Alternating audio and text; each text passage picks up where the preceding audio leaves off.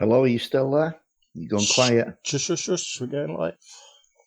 Everything we say is recorded. We got the intro silence normally, but he sort of ruined it. Okay, welcome to the Out There channel, live stream 178. I'm just going to cue the music and intro music. Let's get ready to rock and roll.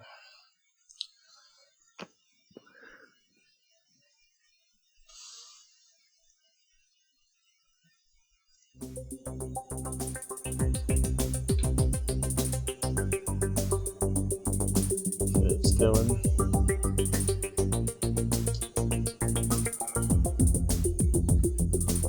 You should be able to hear it. We've lost your picture again. That's annoying. Robert, just hit reload. Robert, hit reload.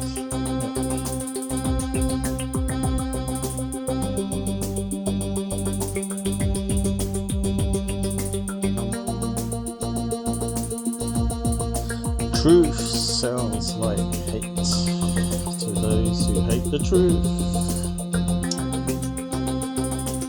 Hello. Good to be back. Another live stream.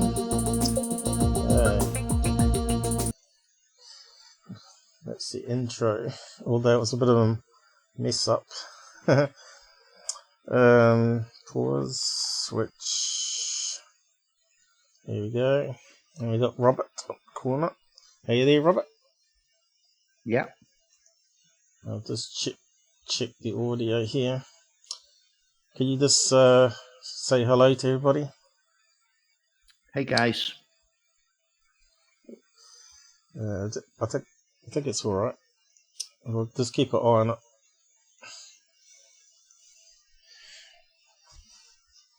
Okay, we got a couple watching this. So I'll just type welcome message.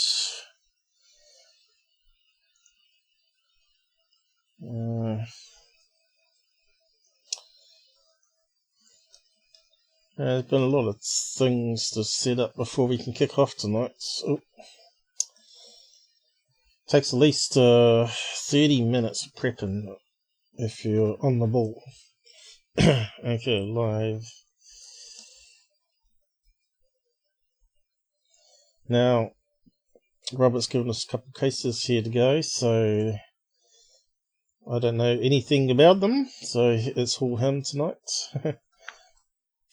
Father Gill, which I kind of remember that was mentioned recently on one of the podcasts. Was it Martin Willis, maybe? And we got US Roosevelt. And they roughly run about the same year, weren't they? 1958. If I can type. 28, 58, and 99. Oh. I still haven't got used to this MSI laptop. It's moved the keys over from my last laptop, and it's really annoying that you sort of have that learned memory where your hands are touch typing. While you're looking at the second screen, you type it on the first screen, which is attached to the laptop. And it always stuffs me up. Looks like we're out of alignment here, so let's see if I can sort that out better. Cool. You still up there in the corner there, Robert? What's going on? I can see myself, but I don't know about you, if you can see it or the people can see it. Is it working? Oh yeah, I think you're moving there. Wave? Wave. Are you posting some links for us? Okay, I'll do that now. Yep. So we're talking about Father Gill, this one here, first of all, is it? Yeah, there's only one thing, Paul. I've got nowhere to paste. Right. I didn't post it around this time, did I? No, you didn't. Something I forgot. I should do that now, actually. Just in case. Where are we going to post it to, though? Post it to here, yeah? Post it to the messages, yeah? Let me... Oh, yeah, I guess it doesn't really matter if people see it.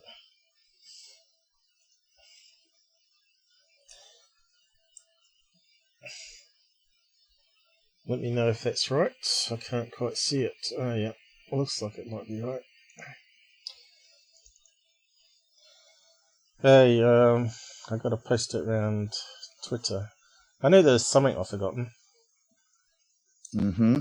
Live now. Okay. Is it the right one? Okay. There's your link now, pal. Okay, so that must be the right video. Good. Mm-hmm.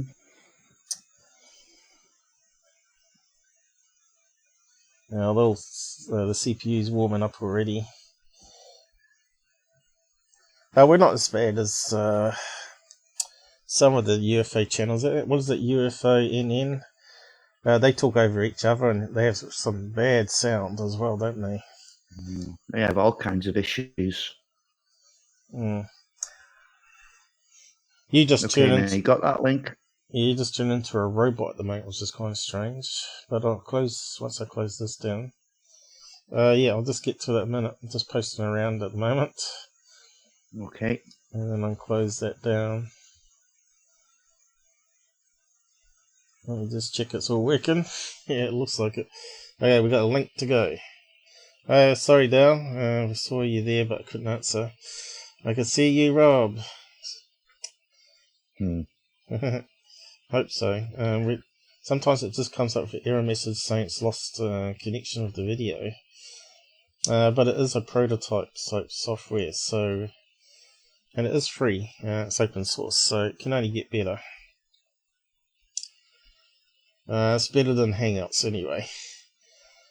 Although it needs a ban option really, rather than using a password. So this is the first one. Looks like there's a lot of images here with that Father Gill one. Is there any videos, or is it you just going to read out stuff? Hold on, just type into the screen. Was there Earth Tremor then? Oh, it felt like it. Oh dear. Hope we ain't going to get a quake. Yeah, okay, yes, this is a fairly good introduction. I mean, it's the Father Gill case, 1959. He's an Anglican missionary. He's Australian birth, and I think Papua New Guinea at the time was still part of Australia, technically. I mean, there's 38 witnesses to this. Hang not on, only Robert. that, there was multiple sightings. Hang on, I'll just make sure the audio is working on the thing. I'll just get the reader to work out. I didn't hear it. Why can't I hear it?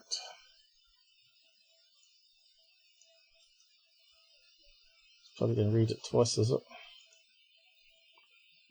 1959, Father Gill / Papua New Guinea sighting. Okay, it's all queued up now. Okay, so we're going to scroll down. Where do we start? Yeah. Well, I mean, you've just got the. If you want to go back up a little bit, please, Paul. Yeah. Yeah, and down again, please, so we could just move on from the picture. Yeah. Yeah. Okay, so you've got your dates and times there. It's over 2 nights. It's 26th and the 27th. Right. It was day and nighttime sightings. So you've got the location there, Boyne, Papua New Guinea. It's a rural area. Okay, let me just bring up the number of entities. There was 4 entities. Yeah. Well, okay. I was going to read that out first. Okay. Yeah. Well, you'll find that there's your location now. Obviously, that's Boyne, right on the tip of that peninsula. Yeah, just above Australia here, at the bottom of the world, quite close to you. And that's the location of the mission place. Looks like quite a hilly place there. These are islands obviously formed by volcanic rock, right? So it's quite way in from the coast there, actually, isn't it? Let's see. It's a fair way in. Let's have a look at the satellite picture and See how rocky it is and green. I suppose it's a rainforest there, is it? So let's... has it got any buildings there? It's very foresty, I should say. Whoa. It's so forest that you can't even see where the mission place is. Looks like they got a clearing up here on a hill. Yeah, I'm sure it must have been somewhere. They wouldn't have put it in the middle of the woods like that, would they? Well, that's where it says. Well, they have. Yeah, they have. Oh, there might be a God. building here, is it? I can see something there. What's that there? That's very... maybe it's just overgrown now. Maybe they're not there anymore. Remember, this is 1959, Paul, so I don't know how up to date that map is. So I don't think you're going to find the missionary there anymore. Looks like we scrolled over a wee bit there. There, so we'll just carry on. But there's a road, obviously. So that's where they must have walked to, or at least had a connection to that some point. Is there any water? Fresh water? I can't see any rivers. Anyway, we'll just carry on with the story. Where is it? It's the wrong tab. Okay, so carry on.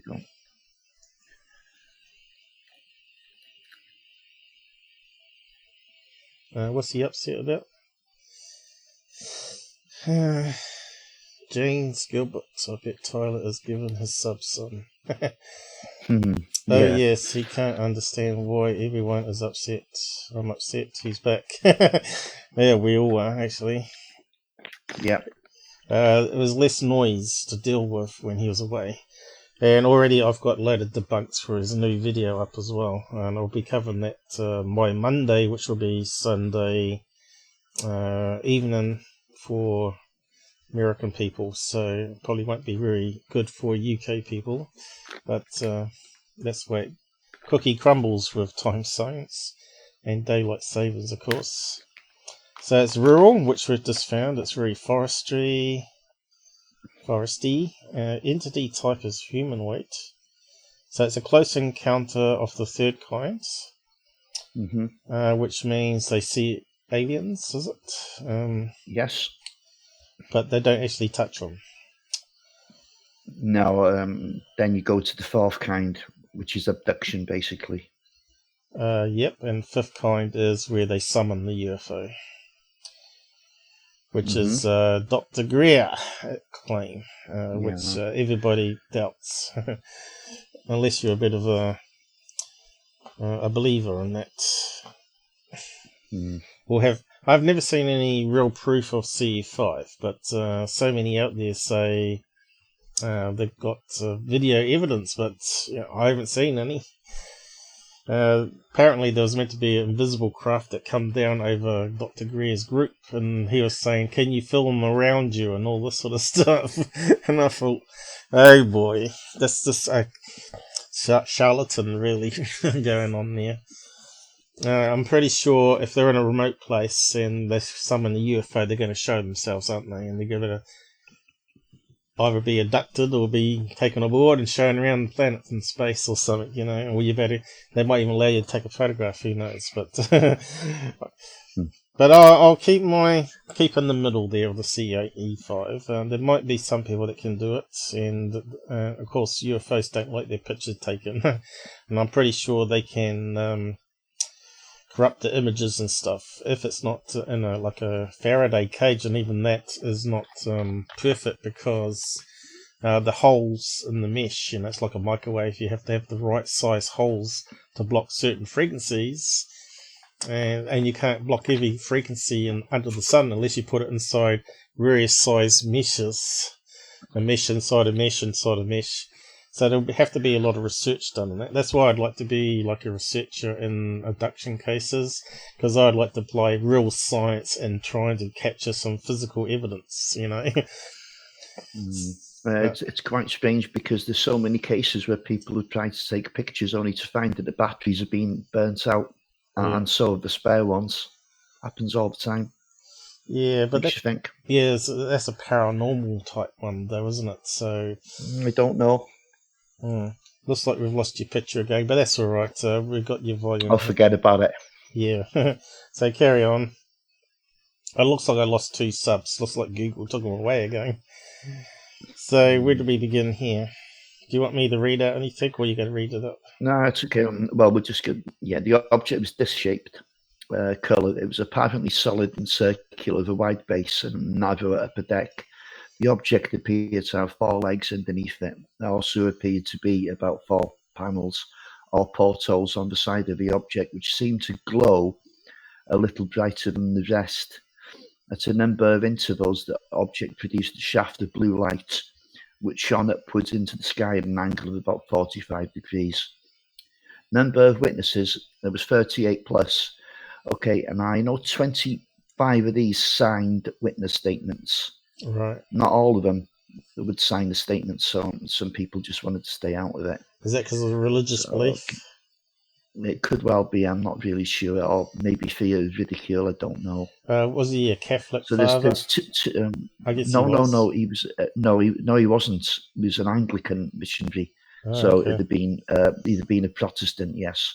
Okay, June 26th and June 27th, over 2 nights it occurred, or 2 nights, 2 days. 25 natives, including teachers and medical technicians, also observed the phenomena. They signalled the humanoids and received an apparent response. This was one of the 60 UFO sightings within a few weeks in the New Guinea area.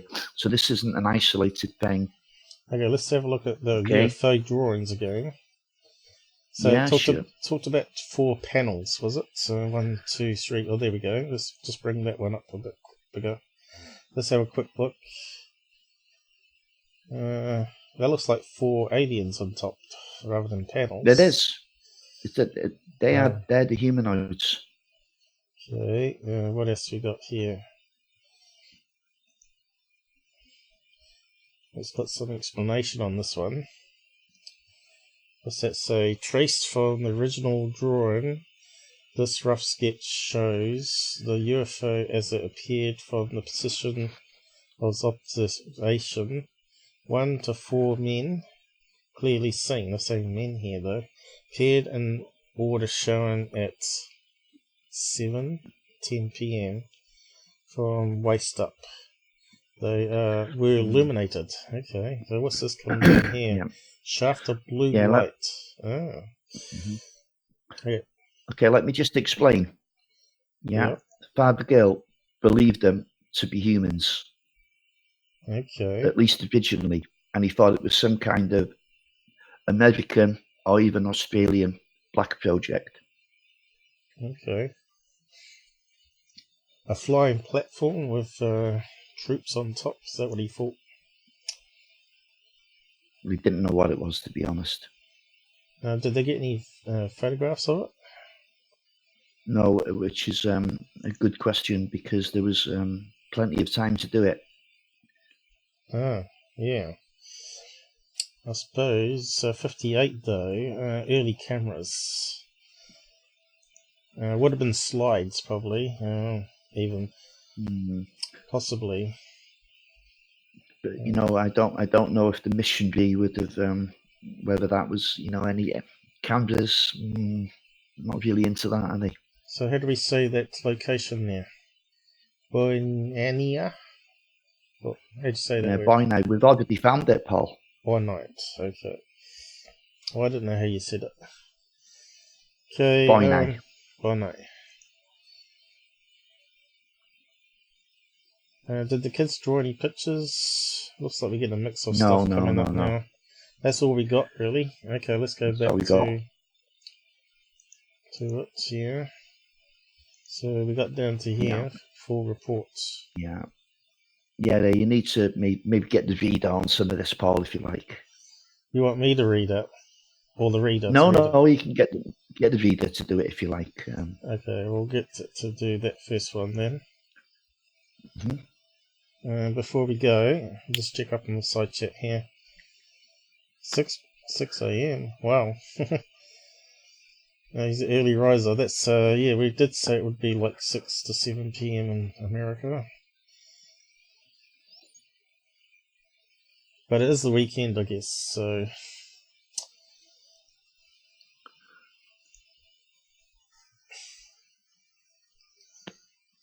The Bowiani Visitants of 1959 by Bill Chowker in 1959. Papua New Guinea was still a territory of Australia. June of that year saw the spectacular sightings by Father William Gill, an Australian Anglican missionary, and 37 members of his Bowiani mission. Gill made notes about the experience, which the media obtained. Stories appeared in August, causing a sensation. I have had 2 extended interviews with Reverend Gill and was impressed with his quiet and certain manner in relating the events. What follows comes from his own account of the affair. Be good if we can bring that drawing up here. Let's see. Open up in a new tab, maybe. It's made it a wee bit bigger, but can we actually zoom in? Oh yeah, we can zoom in a wee bit. Okay, let's see what we can read here. So that looks like the mission, same location that we saw on the map. And what's that say there? Mount Pudai. Pudai? Yep. There's the station, whatever that is. And what's it say underneath here? Sharp 11:20 p.m. A sharp metallic and loud bang on mission house roof. That's really strange. As though a piece of metal had dropped from the great height. No roll of object. What's that mean? No roll of object down roof. Slope afterwards. Outside. Oh, that's right. So they heard a bang, but didn't have the type sound as it rolls down. That's what they mean there. Okay, so just carry on. So that's the next paragraph, is it? Have I got the right one? Down to there. Oh, down to there it was. That one and that one.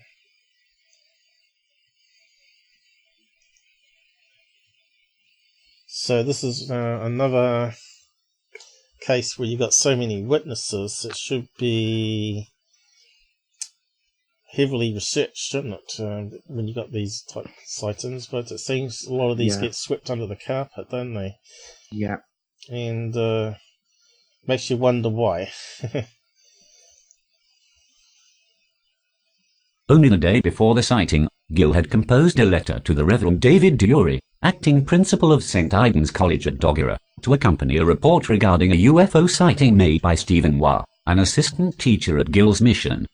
Dear David, have a look at this extraordinary data. I am almost convinced about the visitation theory. There have been quite a number of reports over the months, from reliable witnesses. The peculiar thing about these most recent reports is that the UFOs seem to be stationary at Bowiani or to travel from Bowiani.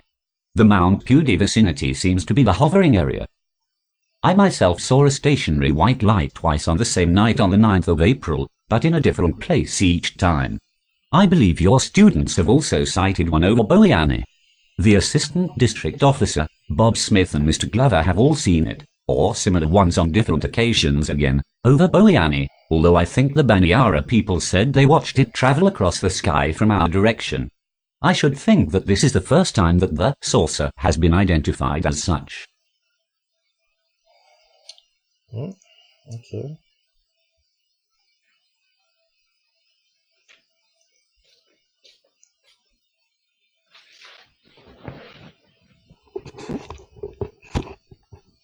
It's like you're back I again, do not Robert. doubt the existence of these things. Indeed, I cannot, now that I have seen one for myself, but my simple mind still requires scientific evidence before I can accept the from outer space theory. I am inclined to believe that probably many UFOs are more likely some form of electric phenomena, or perhaps something brought about by the atom bomb explosions, etc. That Stephen should actually make out a saucer could be the work of the unconscious mind, as it is very likely that at some time he has seen illustrations of some kind in a magazine, or it is very possible that saucers do exist, but it is only a 50-50th chance that they are not Earth-made. still less that they should carry men, more likely radio-controlled, and it is still unproven that they are solids. Well, we're still Okay, asking. now, wait there. That's from the first night. You'll find quite soon after the second evening where the sightings became more graphic, he changes his mind. Keep going. Yeah. But what he said there was basically what everybody's still saying today, though. No one really knows what it is, you know, whether it's interdimensional or whatever. Oh, not the button. Oh, whereabouts did I get to? Dear David. I don't know, Paul. Stephen, I think it was.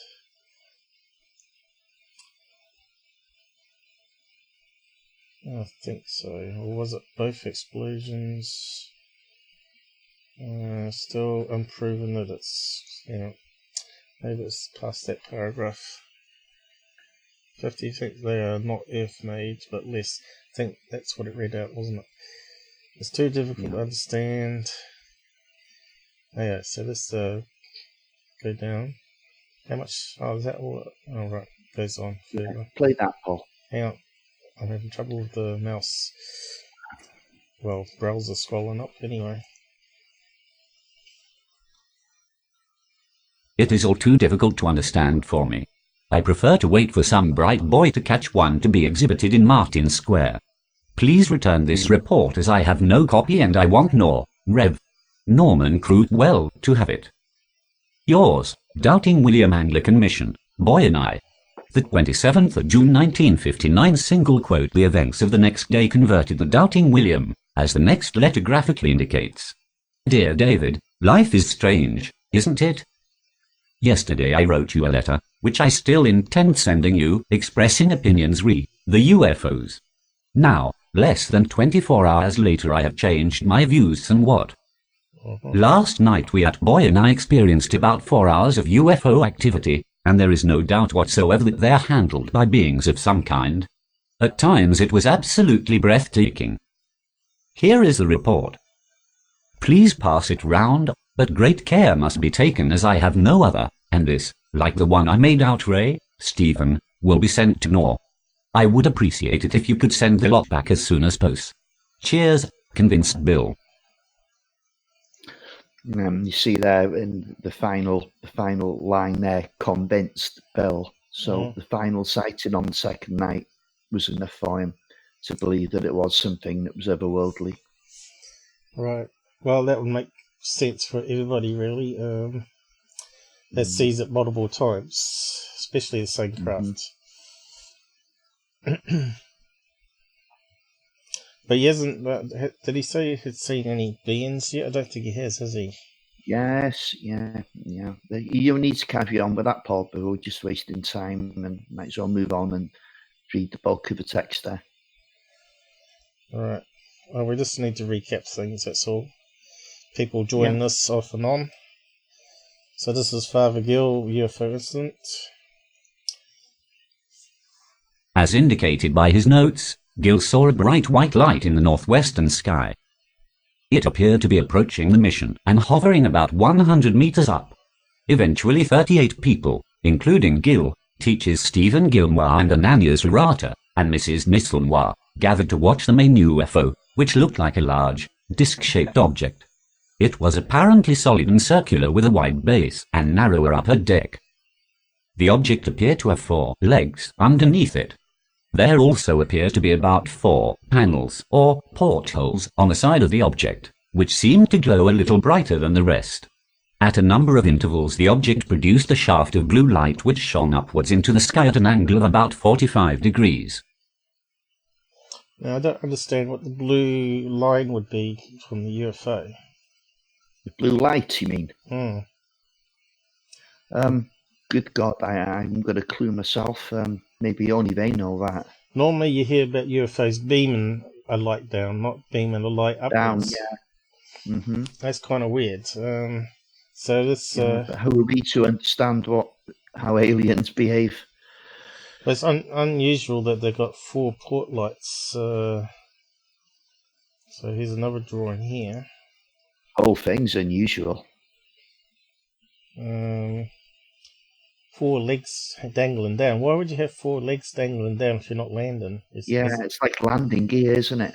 So that's almost like those early prototype UFOs that the Americans created, and they always had landing gear because it often would cut out and come back down very quickly, and they used to have landing gear always.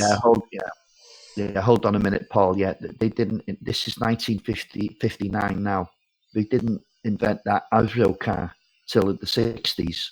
Yes, no, I'm not. And that couldn't get off the sodding ground. Yeah. So I don't think that was anything black budget. No, I don't believe so. I was thinking more of the flying platforms like in Lost in Space with the jetpacks. So those ones always had landing gear. They used to fly around and they always had landing gear on them. Mm-hmm. So, but they were noisy. They had like jet engines on it. This one, I'm not sure if it said anything about the audio or anything sounds. But obviously, if it's silent, it's definitely something different.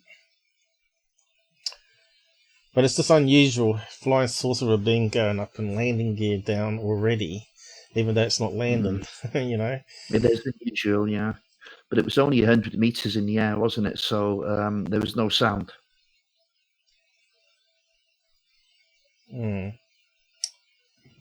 Okay. What looked like men came out of the object, onto what seemed to be a deck on top of it. There were 4 men in all, occasionally 2, then 1, then 3, then 4. The shaft of blue light and the men disappeared. The object then moved through some clouds. There were other UFO sightings during the night. Gill described the weather as variable sky, scattered clouds to clear at first, becoming overcast after. He estimated the height of the clouds at about 600 meters. The first sighting over the sea, according to Rev. Gill, seemed to be about 150 meters above the water all times. The main UFO was clearly visible and seemed mostly stationary during the 25 minutes of observation. So, it didn't quite make clear there whether the men went into the beam of light, though, and sort of vanished. No, I don't know. Yeah.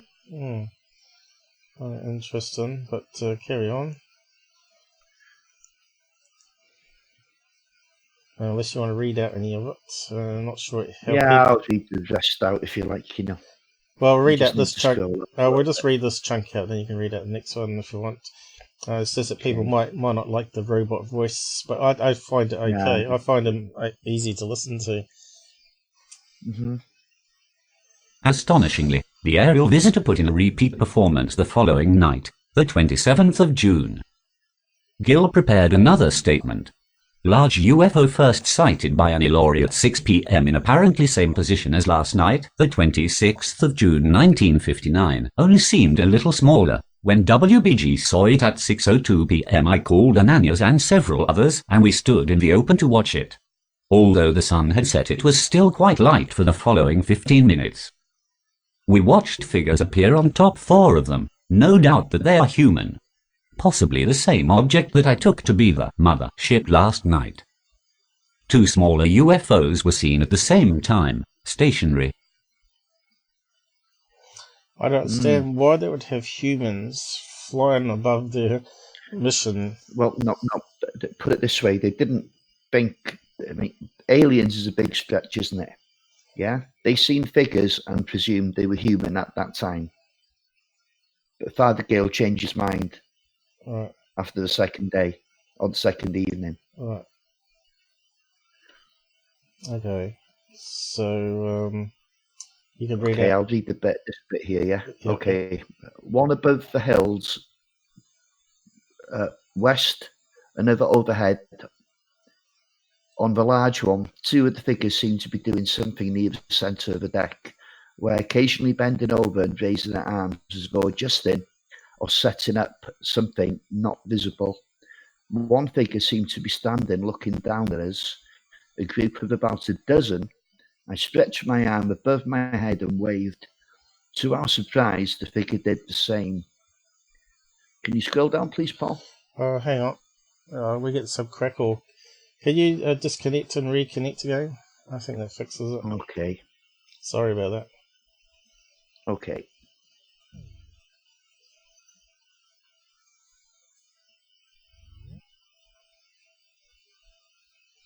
I probably could scale up the font a wee bit. Make the font a bit bigger. Oh, well, at least you better read it. So whereabouts do you want to go? I don't know where you are now. Okay, it sounds better now. You're not getting the crackle. Okay. So, you got down to perhaps both, was it? Yeah, okay. There seemed to be no doubt that our movements were answered. Yeah. All mission boys made audible gasps of either joy or surprise, perhaps both. As dark was beginning to close in, I sent every Kodawada for a torch and directed a series of long dashes towards the UFO. After a minute or two of this, the UFO apparently acknowledged by making several waving motions back and forth. Waving by us was repeated, and this followed up by more flashes of torch. Then the UFO began slowly to become bigger, apparently coming in our direction. It ceased after perhaps half a minute and came no further. After a further 2 or 3 minutes, the boys apparently lost interest in us. The figures apparently lost interest in us. Okay, you need to scroll down, Paul. Yeah, I'll just answer the side thing here. I said there's meant to be 16 different species of aliens, so they probably don't quite all look the same. Well, some say it's at 57. I think that was Clifford Stone. If you can believe him, I don't know. Scroll down. But there was it. Okay. Oh, hang on, I lost it now. There. Yeah. Was it? Right about Yeah, there. it's impossible for me to read like that. Yeah, okay. Gill has described how he and the mission people called out to the men, even shouting at them and beckoned them to descend. But there was no response beyond what had already been noted. 2 smaller UFOs higher up remained stationary. By 6:30 p.m., the scene had remained largely unchanged, and Gill records that he went to dinner. Subsequently, critics were to question this. Why would someone walk away from such an extraordinary sight? I'm always asked this question, Gill said, either in puzzlement or with a sneer. Having had about 4 hours of this sight on Friday night, we were not nearly so interested when it returned on Saturday night, especially after we were unable to persuade it to land. You must also keep in mind that there was nothing eerie or otherworldly about this. It was also ordinary as a Ford car. Okay, you need to scroll down, Paul. Yeah. I'll just try to do it really slowly because it's very set stuff. Car, was it? Yeah. Where was it disappeared to? Yeah, exactly. You've gone too far up, you know. I'll just try to see where. Far up? It should be there.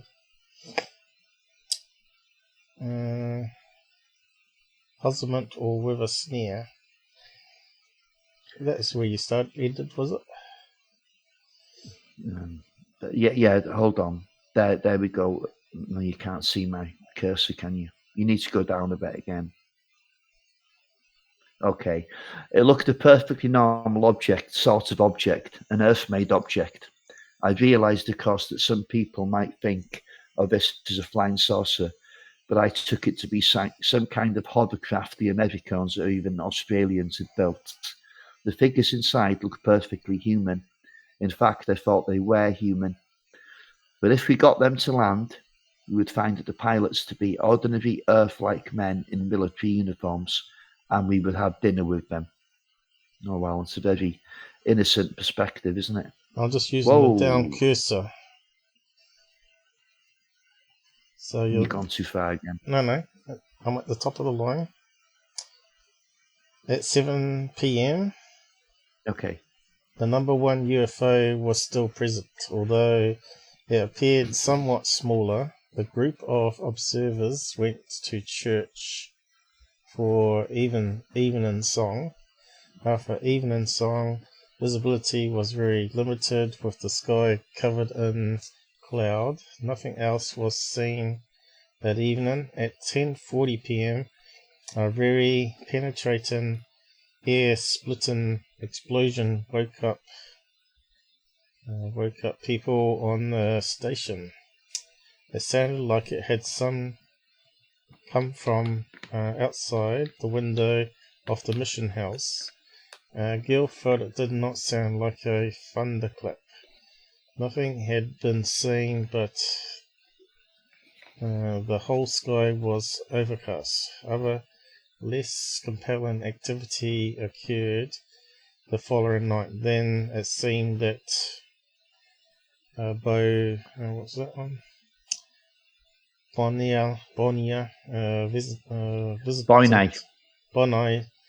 visitants had gone, but the controversy had just begun.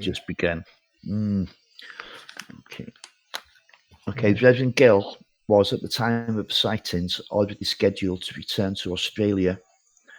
This presented civilian groups with an excellent opportunity to assess the credibility of the reports. All investigations found Gill to be very impressive. This led one of the leading civilian groups, the Victorian Flying Saucer Research Society, to view the Gill reports as constituting the most remarkable testimony of intensive UFO activity ever reported to civilian investigators. They were unique because for the first time, credible witnesses had reported the presence of humanoid beings associated with UFOs.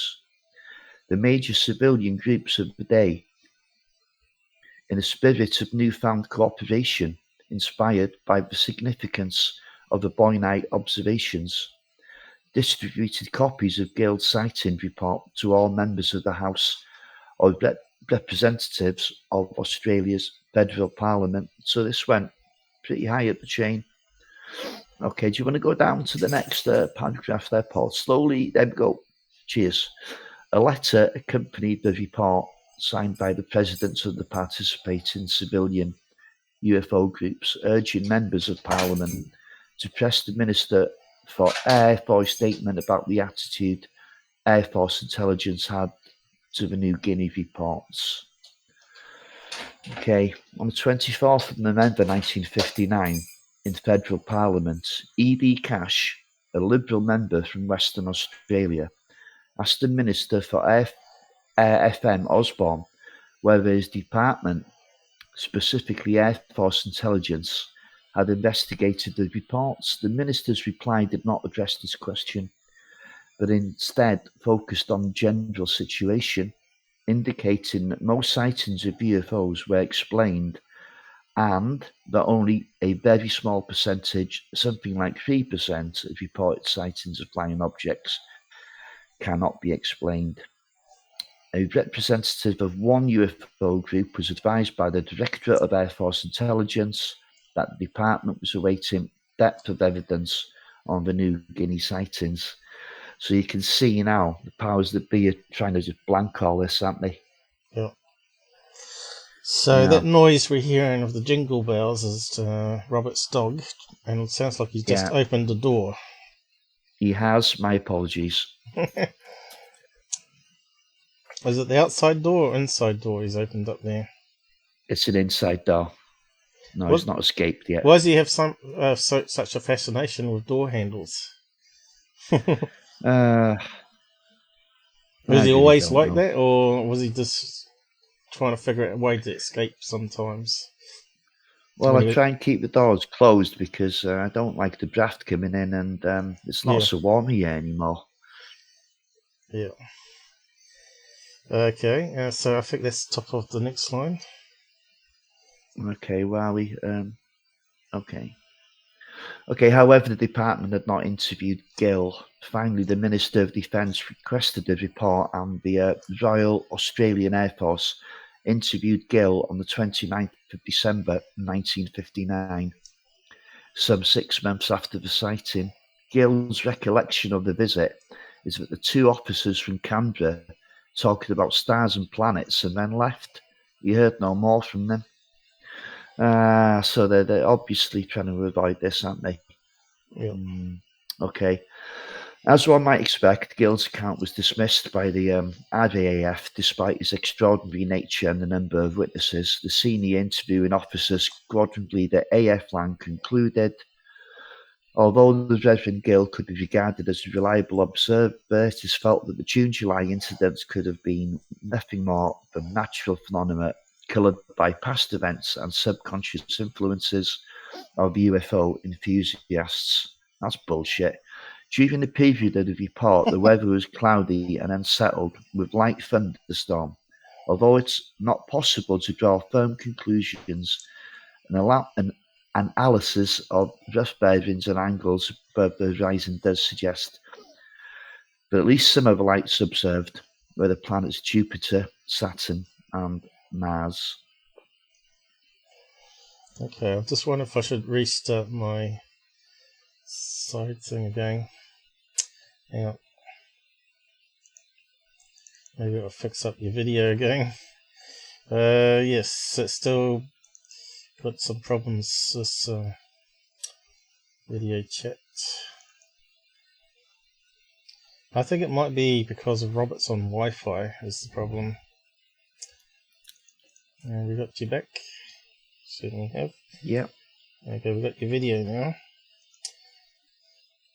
Oh, where did it disappear to? Okay. That's better. Instead of getting the error message, I might have to see if I can block that silly error message. It's in a bad place. Okay, we need to scroll down. So what were they saying here? They were talking about it being... yeah, do you want to get the... you need to go from the top there, from light refraction. Do you want to read that, Paul, or do you want the reader to do it? I have already queued it up, have I? Here. Saturn Mars, I had already lined it up. I was just wondering if I did it or not. Forgot. What's Dale got to say down the side here first? Bit early for jingle bells. No, not really. It's Robert's birthday today, isn't it? Or... yeah, it sure is. Yeah, he's been getting lots. The show must go on. I have the same problem with my dogs.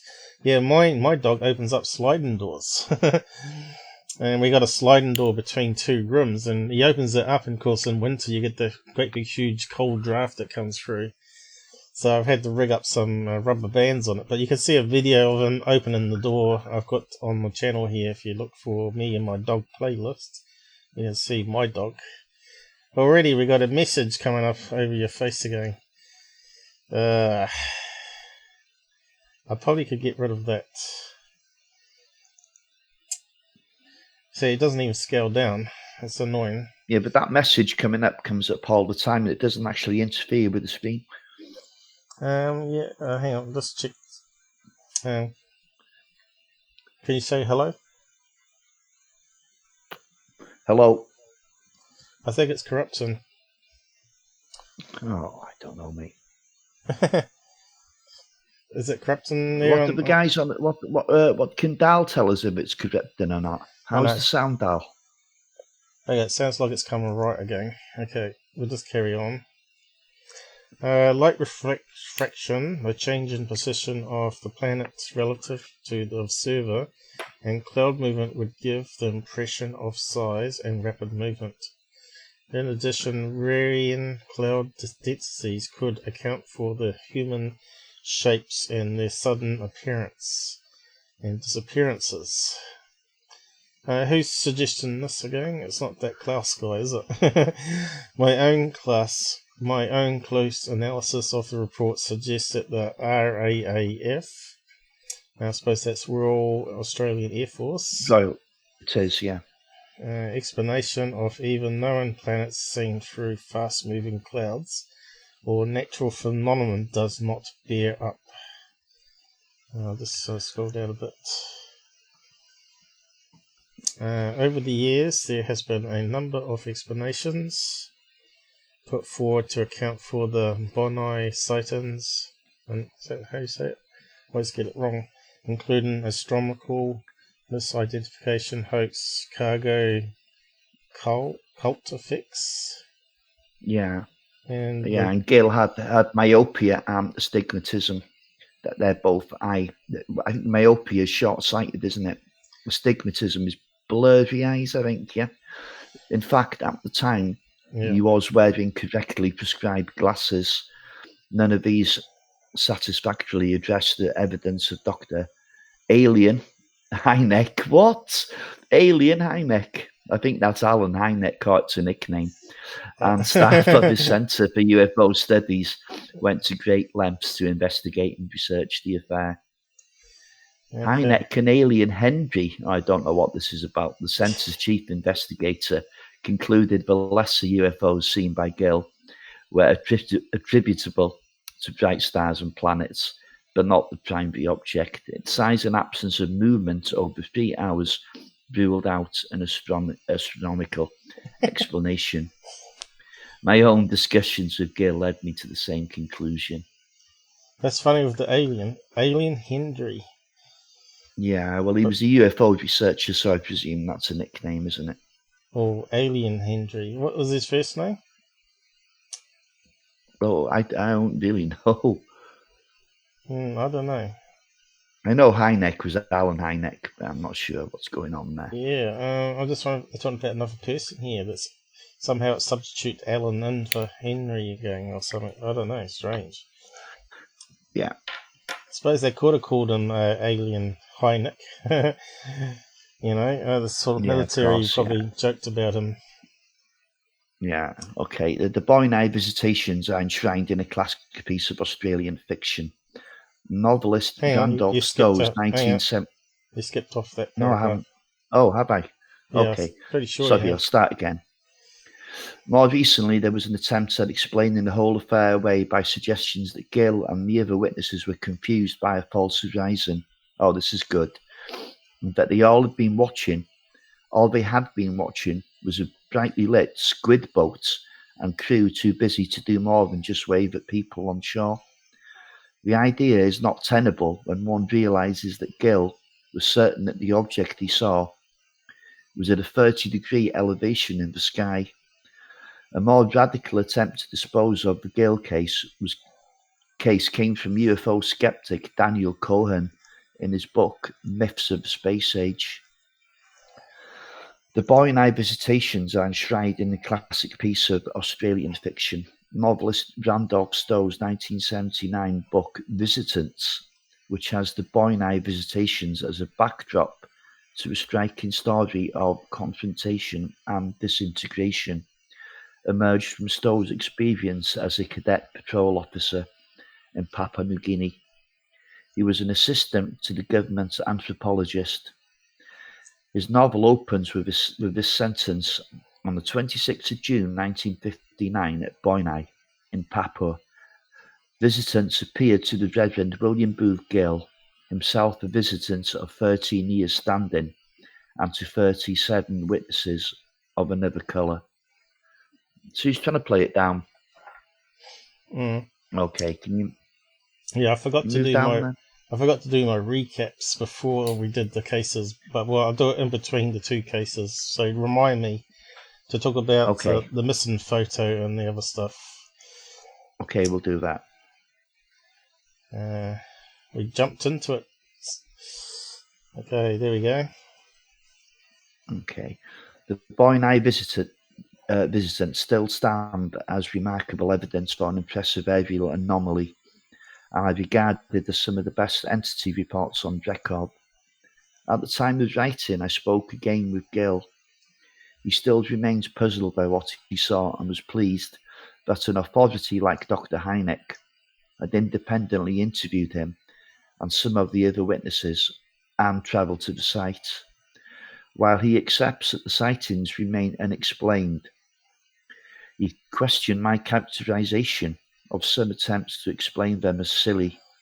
He felt that these explanations were serious attempts to bring understanding to the events. I think the attitude encapsulates the integrity of Gill and the reality of the affair. In 1973, Alan Hynek visited Australia and Papua New Guinea and found 6 of the witnesses to the Boy Night events. They all supported Gill's version of what had happened.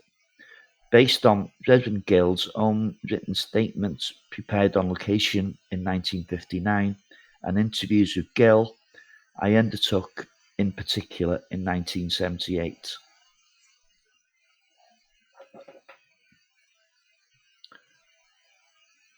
There's a video coming up. See also, yeah, we need that. See also, Papua Father Gill revisited International UFO Report in November and December 77, KUFOS. Oh, okay. Good. Yeah, but we can skip now to the interview with Gill. It's quite important we play this. Okay. It's only around about 4 minutes, Paul. Okay, is it YouTube? Looks like it is. It is. Yeah. Okay, let me just do my usual. Yeah. I'll just speed it up a wee bit. Closed captions. Hopefully that comes up. Okay. We're still an hour away from before we get really fast internet speed in New Zealand for some reason. Is it playing? One of the most credible witnesses we interviewed was an Australian minister, the Reverend William Gill, posted before the time of his sighting to the Anglican mission in Boinai, Papua New Guinea. One night at 7:45, as he stood with 38 other people at the edge of the mission playing field, every one of them saw the same thing.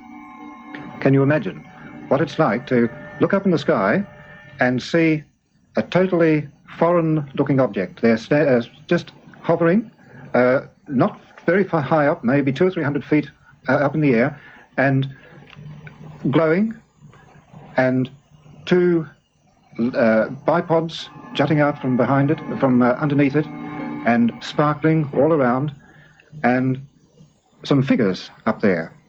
This solid-looking object, and figures walking about on top, and not the slightest noise whatsoever. And so we waved. Wouldn't it be wonderful if we could get this object down onto the playing field? And as we waved, wondering whether we'd get some recognition and whether perhaps they would understand what we wanted, they waved back. So I asked a boy to go quickly down, bring me a torch, bring me a pencil, bring me paper, and return as quickly as he can so that I can get any other events that occur, minute-by-minute movements, so that at least we'd be able to talk about it the next day. And this he did, very, very quickly. He brought it back, and he brought the torch and put the torch on and shone it to the craft. And as he did so, he waved moved the torch this way. And we were dumbfounded when we looked at the craft, and the craft was as though it was responding to the torch. It began to do this too, you know, like a disc-shaped object just moving the same way, responding to the movement of the torch. Next day, just prior to the evening service, about 7 o'clock, the thing was there again. It had arrived about an hour earlier, and we all decided to have the normal evensong that we do have on those nights, because, well, the thing was out there outside the church anyway, and we thought it wouldn't go away during the service, and it didn't. When we came out, there it was, still up in the sky. And so for another hour or two, we watched. And then suddenly it did go. And there was this amazingly incredible speed that the whole craft disappeared to nothing across the bay in a matter of a second or so. Well, now, what are we to think of this kind of phenomenon? People claiming to see things such as I did. There were 38 of us, and we all believe that we saw it, but of course we don't expect other people to believe us if they don't want to. Okay, did you disconnect and reconnect? You got your image back. Yeah, listen, there's no problem. I just paused it. That's okay. That's all. What happened there? Yeah, look, Dal has told us the sound's been perfect all the way through, so we don't have to worry about it corrupting. If that ever message comes up again, just ignore it, okay? Right, I wasn't watching what you were doing there. Did you just pause it? How'd you pause it? Yeah, I didn't pause it. I muted the sound while I went to the toilet. That's all, Paul. Yeah, but then it got rid of the message. It said a connection message disappeared. Yeah, it doesn't matter. Forget that connection message. The sound's been perfect throughout. Yeah, I know, but I'm saying the connection message went away by itself, which is unusual because it's never done that before.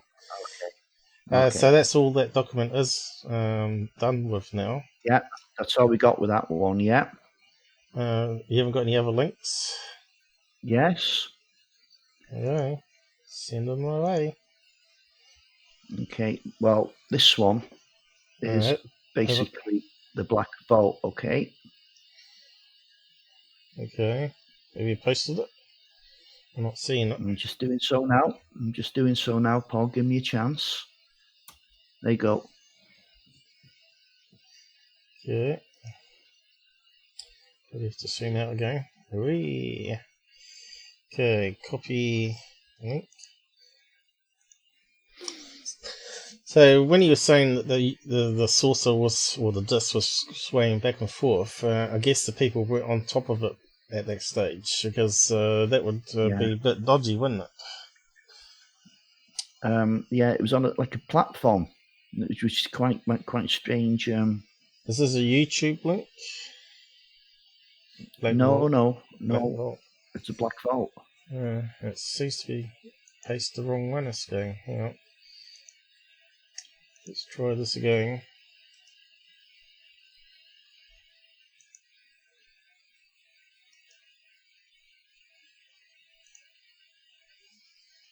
Let's keep coming up with YouTube. That's really weird. I'm sure their system's buggy. Black Vault. Copy address.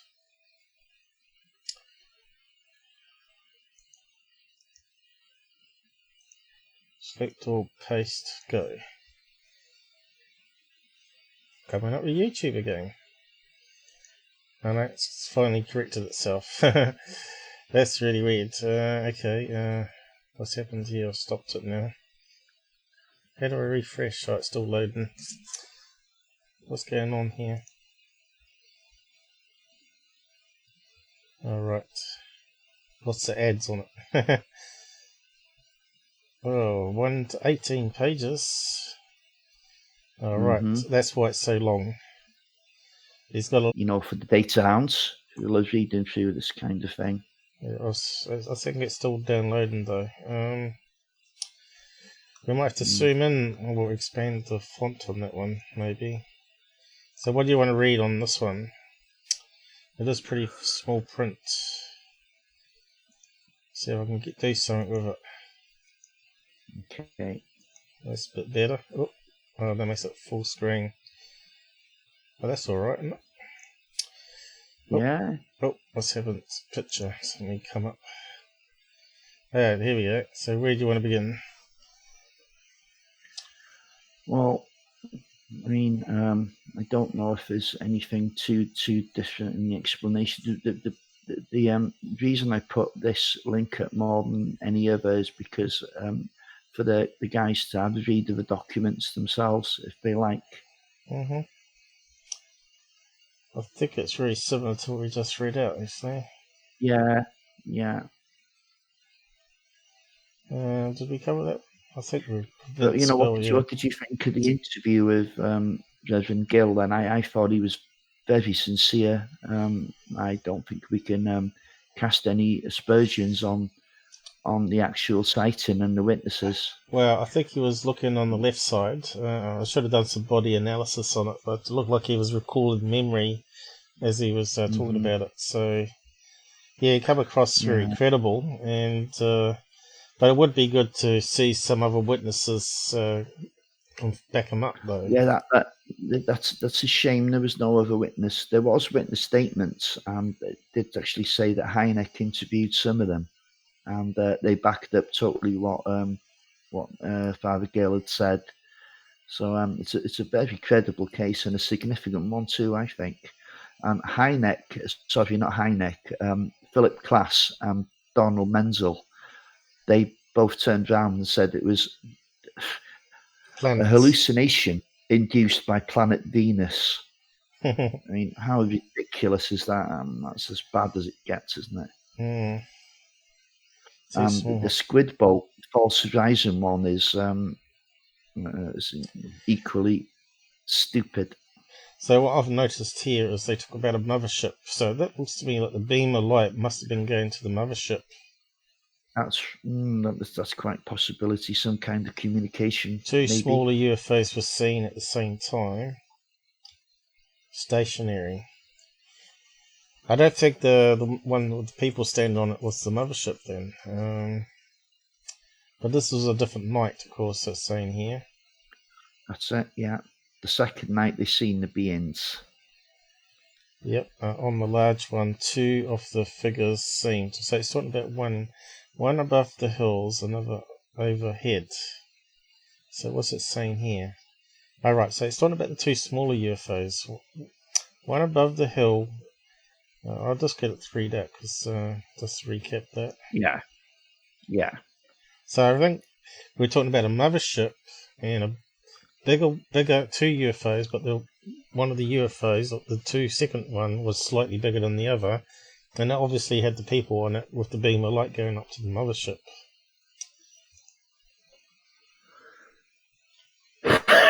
Excuse me. I'm pretty sure I clicked read it out. One above the hills west, another overhead. What's going on here? On the large one, 2 of the figures seemed to be doing something near the center of the deck, were occasionally bending over and raising their arms as though adjusting or setting up something not visible. One figure seemed to be standing looking down at us, a group of about a dozen. I stretched my arm above my head and waved. To our surprise, the figure did the same. Ananias waved both arms over his head, then the 2 outside figures did the same. Ananias and self began waving our arms, and all 4 now seemed to wave back. There seemed to be no doubt that our movements were answered. All mission boys made audible gasps of either joy or surprise, perhaps both. So that we did hear that on the other we've gone report. over this, haven't we? We've already gone over this. Explain it in a slightly different way, though. Yeah.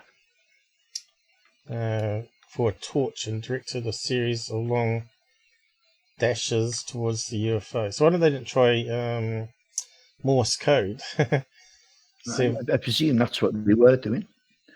Okay. So what's SOS? Long dash, short one, long dash, isn't it? Mm-hmm. What else is here? Gill also described how he had a mission, and the mission people called out to the men, even shouting at them, and beckons them to descend.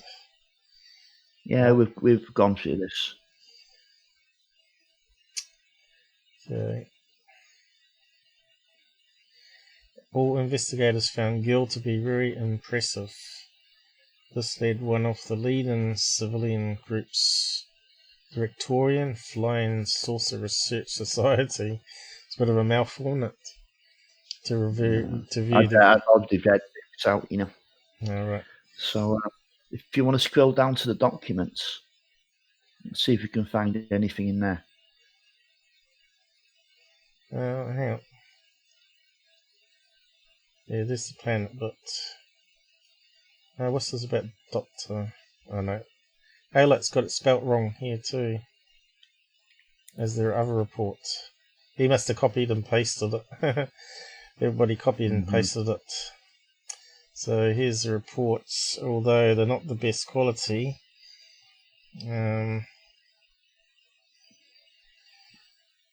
So what's it say here? Extra notes. Hovering height at 5.5, 6.52, I suppose that's the time. Between 300 and 500 feet. What's that one there? Can't quite scroll. 5 inches at arm's length. Looks like something got deleted there, was it? Closed fist at arm's length would just cover half the object. Alright, he's doing a size comparison. Yeah. It appeared solid, certainly not transparent or gaseous. It was metallic, which that rules out it being a cloud or a planet. From our experiences of things that travel and carry men. All witnesses agree that it was a circular, that it had a wide base and a narrow upper deck. So it must have been fairly big if it had decks on it, right? Yeah. For people to stand up. Unstable. Yeah, unstable. Yep. And this blue light, at times a shaft of blue light which shone upwards into the sky at the same angle, and the four men figures appeared on top. That almost sounds like a transport beam as it's beaming it down. More kind of weird. The other thing is beams, laser beams can be used for like communication, right?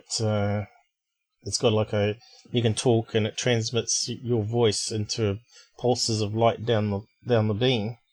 And then the other thing has a photo detector, which then detects the gaps in the thing as binary, like zeros and ones, and then converts it back into sound again. Maybe it's some old-fashioned method of using a laser for communication between great distance from above. But they didn't say it was aliens with black eyes or anything on this one, so...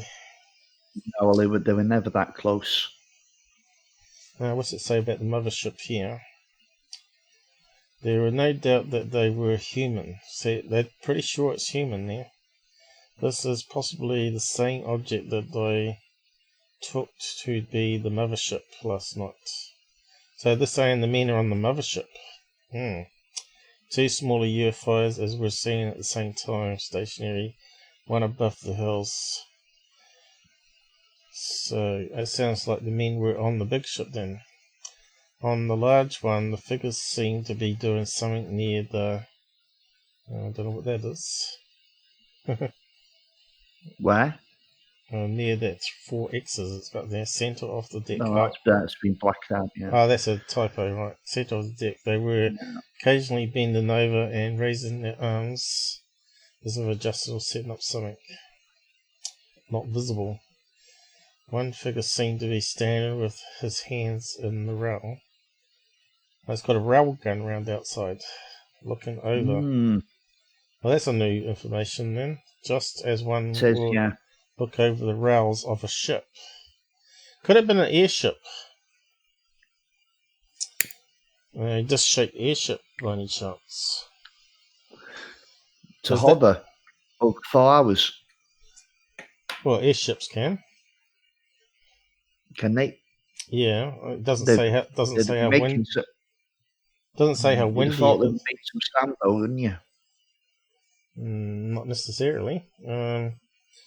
Depends if they had it anchored to the ground or not, or if they had engines to keep it in the same position. But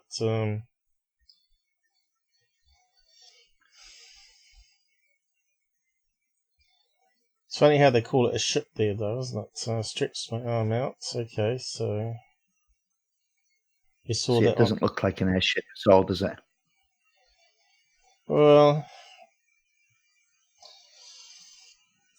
airships can be any kind of sort of crazy design, though, as we found out in previous lives. So this kid was drawing it very quickly as it was moving around, wasn't it? So, or are they 3 drawings by different people? Yeah, they are. You can look at the names underneath. So 2 drew similar, although that one's a wee bit round. Stephen Gill seems to have drawn the more flat one. But these ones have got domes on top, which is interesting, where his one got no dome on top. Surface. That's kind of weird. Why they'd see it so differently. Okay, so what else we got here?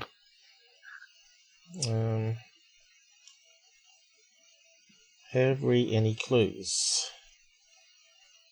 First, their concentration in the small area gives us a chance to try to find a pattern or purpose or in their appearances.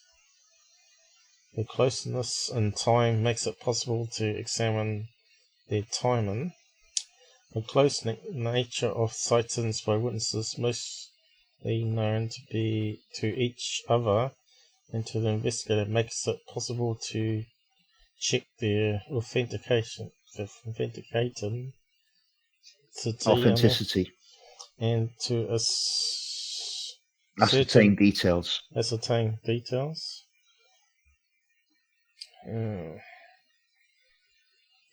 Absence of civilian and modern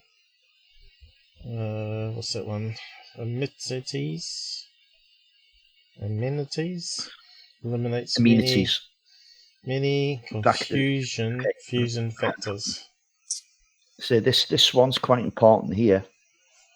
The concentration in the area of these 79 sightings. Well, the majority, 60, there's a question mark there, have been seen over the Cape Vogel Peninsula, Godano Bay, and the mountains immediately adjacent to them. This area would not be more than 100 miles in length west to east and about 50 miles in depth north to south. Within these, principal sighting points may have been Boinai, Baniara, Giwe, Manape, and the Blue Harbour Plain. So you see, this is the thing now, it's not an isolated case. It was maybe the best of them and the most documented one. But it's almost like an invasion at that time, over that short period of time in that particular vicinity.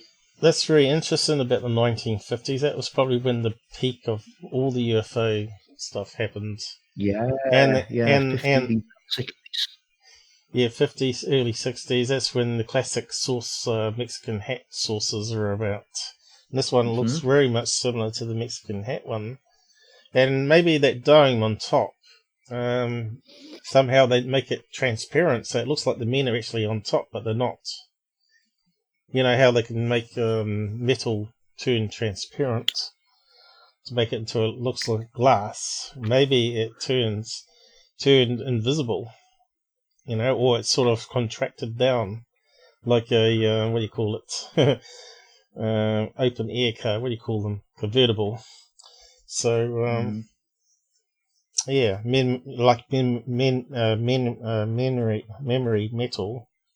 If you put different charges for it, it can actually change shape. Maybe the aliens got some better meta materials even back then.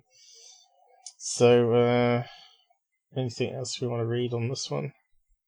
Yeah, that's a fairly significant thing here. Geographically, the area is probably a fault line.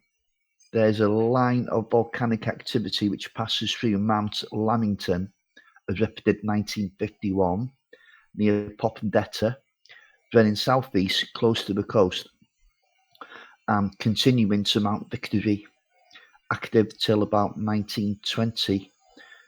Gorapu, erupted 1942, still smoking 1946.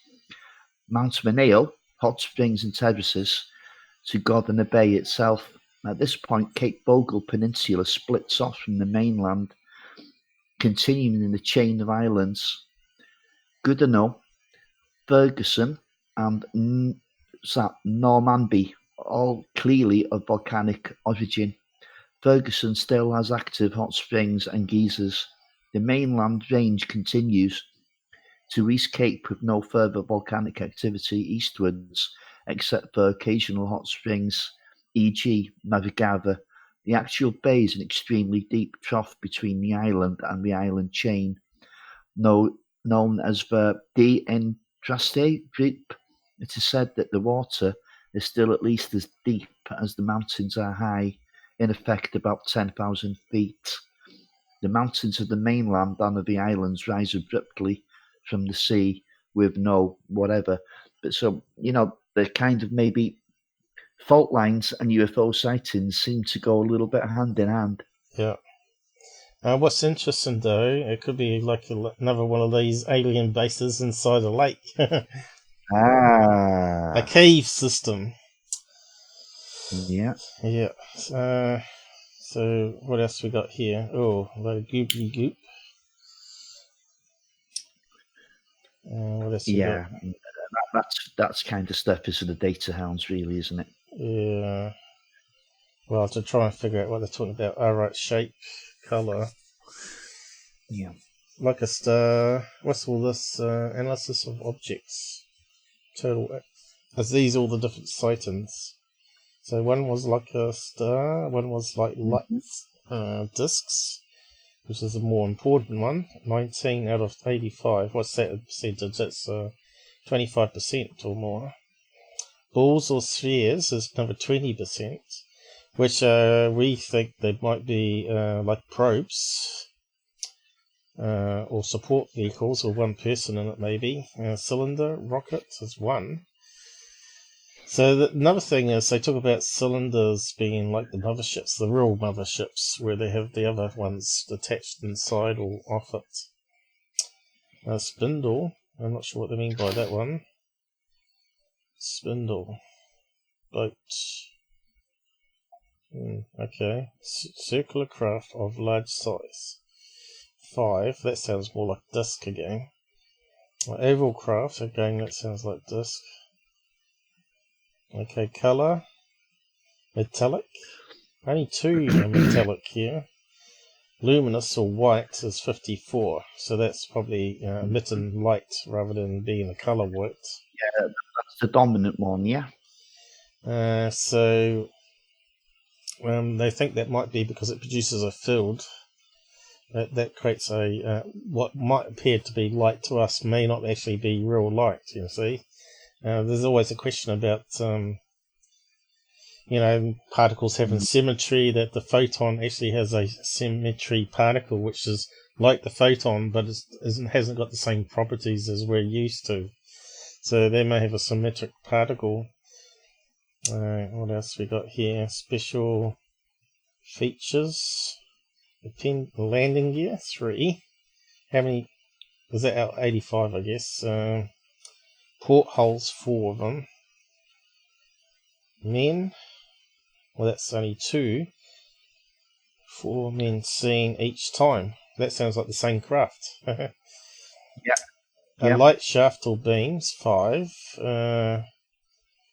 Trail, vapor trail, or flame. So that there could be meteorites. That one. Small bronze disc below main object and associated. Small bronze disc. That's interesting. Not silver. 3 on that one. It could all these sightings, or a lot of these sightings being down to volcanic activity, which is known to produce lights. Yep. And here's a list of witnesses. Principal witnesses, yeah. Doctors, teachers, traders, pretty much everybody really, isn't it? Trainee, workman, medical assistants, master of coastal vessel, a ship hand, pupils, teachers, religious people, village folk. So that's quite a good collection there. Government officers is an interesting one there.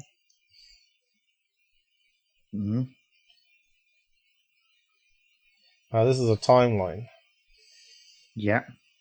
So it's all covered really well, thanks to the Black Vault. Yeah, it's well documented here in timeline. Yeah. What do we got here? First sighting on men. 5 days later. Yep. And then we got the letters or emails. Well, before emails. Letters by longhand. What's this one here? Impression. Well, it looks like a missile coming out. Doesn't it? Coming out of a cloud. I'm not sure what that one's related to. That almost looks like Buck Rogers or whatever it is, What's the other one? Flash Gordon, where they have those little rockets with the little fins on it. Here's Stephen's one. And we've got some pictures of cloud layer, is it? What's this saying here? Okay, figures. That's probably it for it, really. A third night, and then it's all documented in order again. Monday. And what's this one? Stats of sightings again. Yeah, stats of sightings. Yeah, so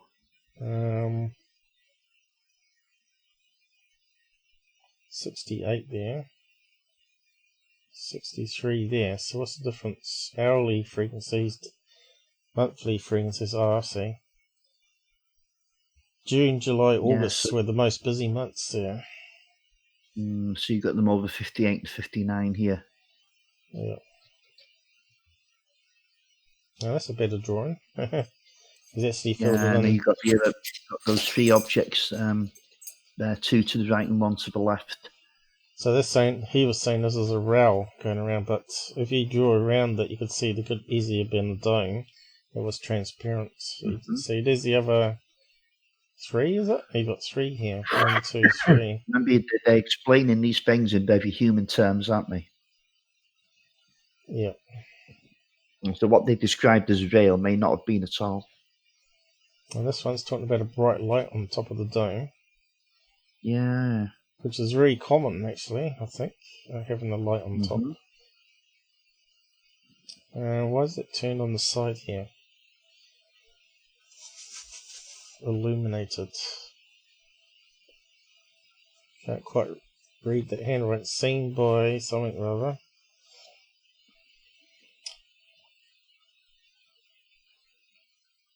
Yeah, was it on the side there? Duck, bus or something. Goose.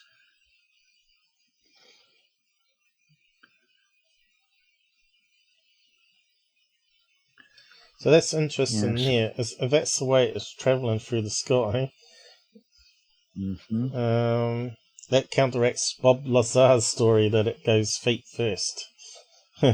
Yeah. So if that's really true there. There's always different locations and where the sightings, the number of sightings at those locations. Yeah. Everyone's seeing something. Yeah. And locations and times.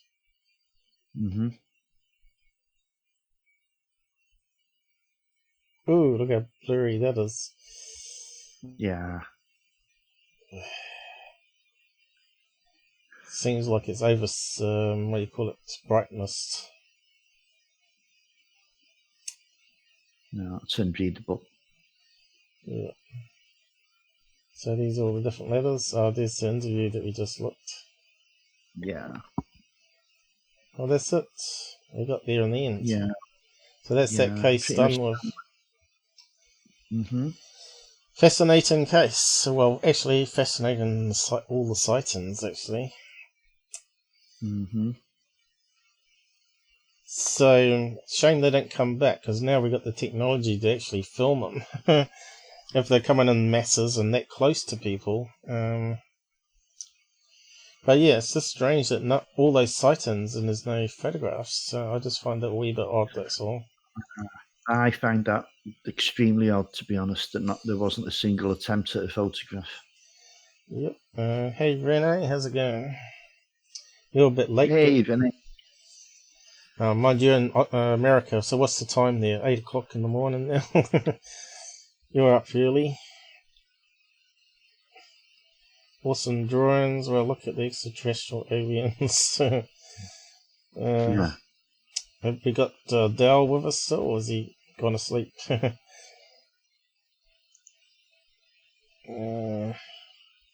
think we got caught up with the messages there. I thought there had been evidence of this. Okay, evidence of what?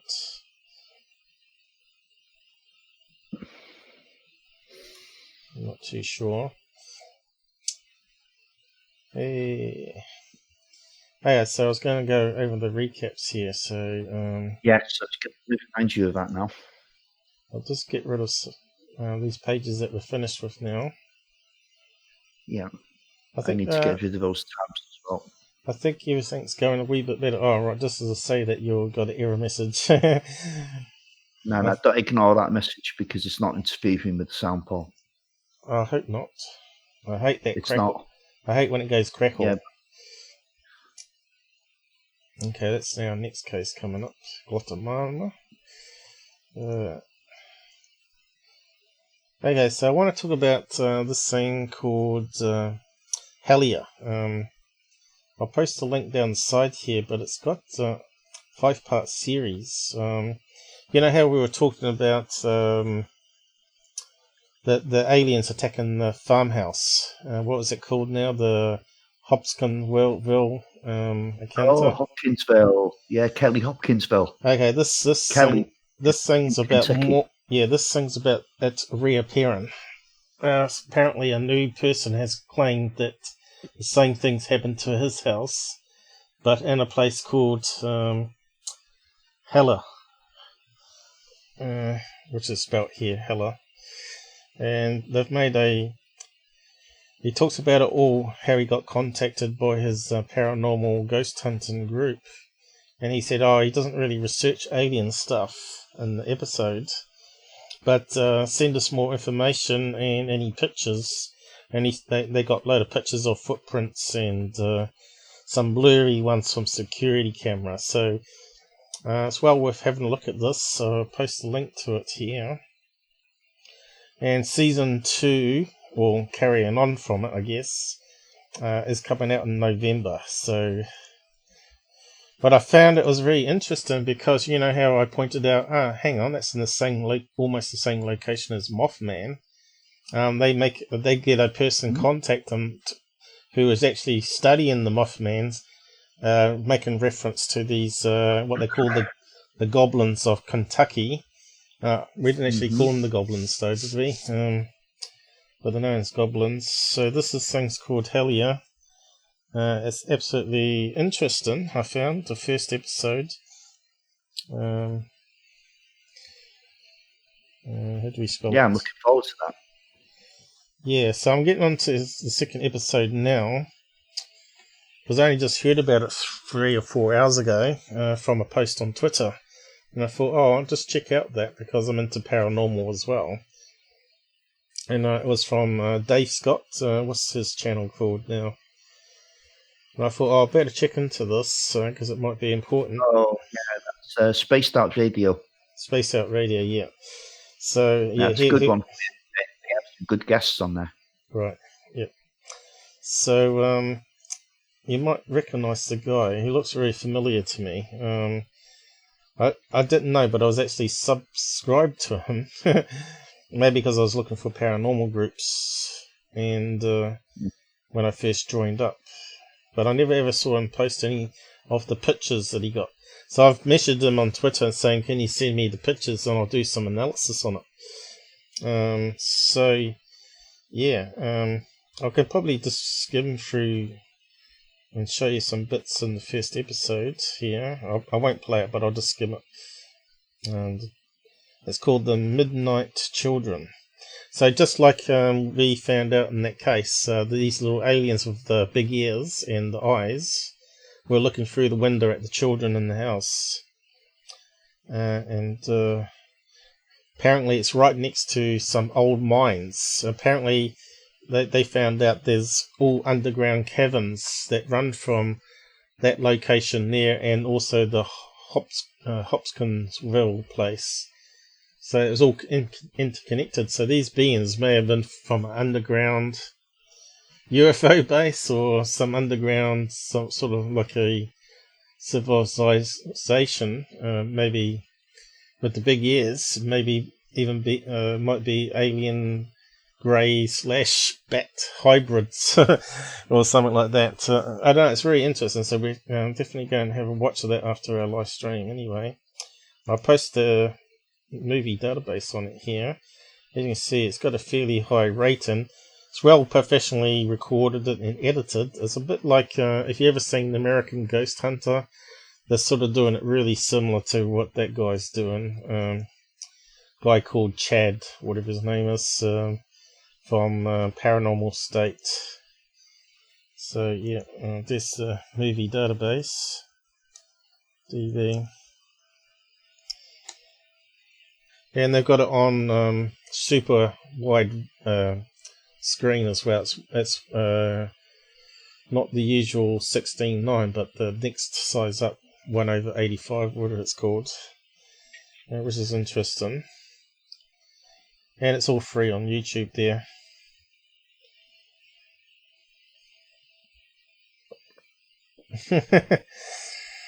Yeah, I missed Kids Saturday morning. Okay.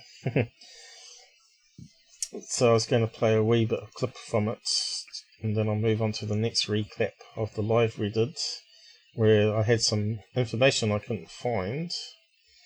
So I'll just pause it there. And they haven't got too many followers, but they're doing better than me. They've got 19,000 there. And you can see I'll subscribe to it to see when they bring out the other stuff. But they're talking about streaming the first episodes. I'm not sure how they're going to do that, but it'll be interesting to see how it comes out. Why won't it scroll up?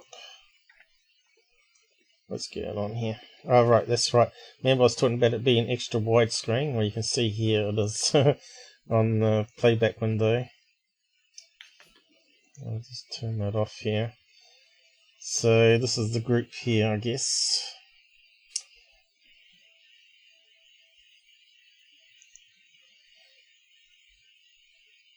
And these are various people that work with him. That's the guy's wife here. She's into the occults and all that sort of stuff, you know, supernatural. Here's the guy in question. I don't know if you recognise him or not. He looks familiar from somewhere. This guy here. I can't remember where I've seen him. Maybe he's been on Paranormal State or something. I don't know. But you can see it's well. Great camera footage. So this goes all the way back to 2012 of all things. But yeah, he got this long letter that he reads out. Just trying to see where the footprints are. Might be further on.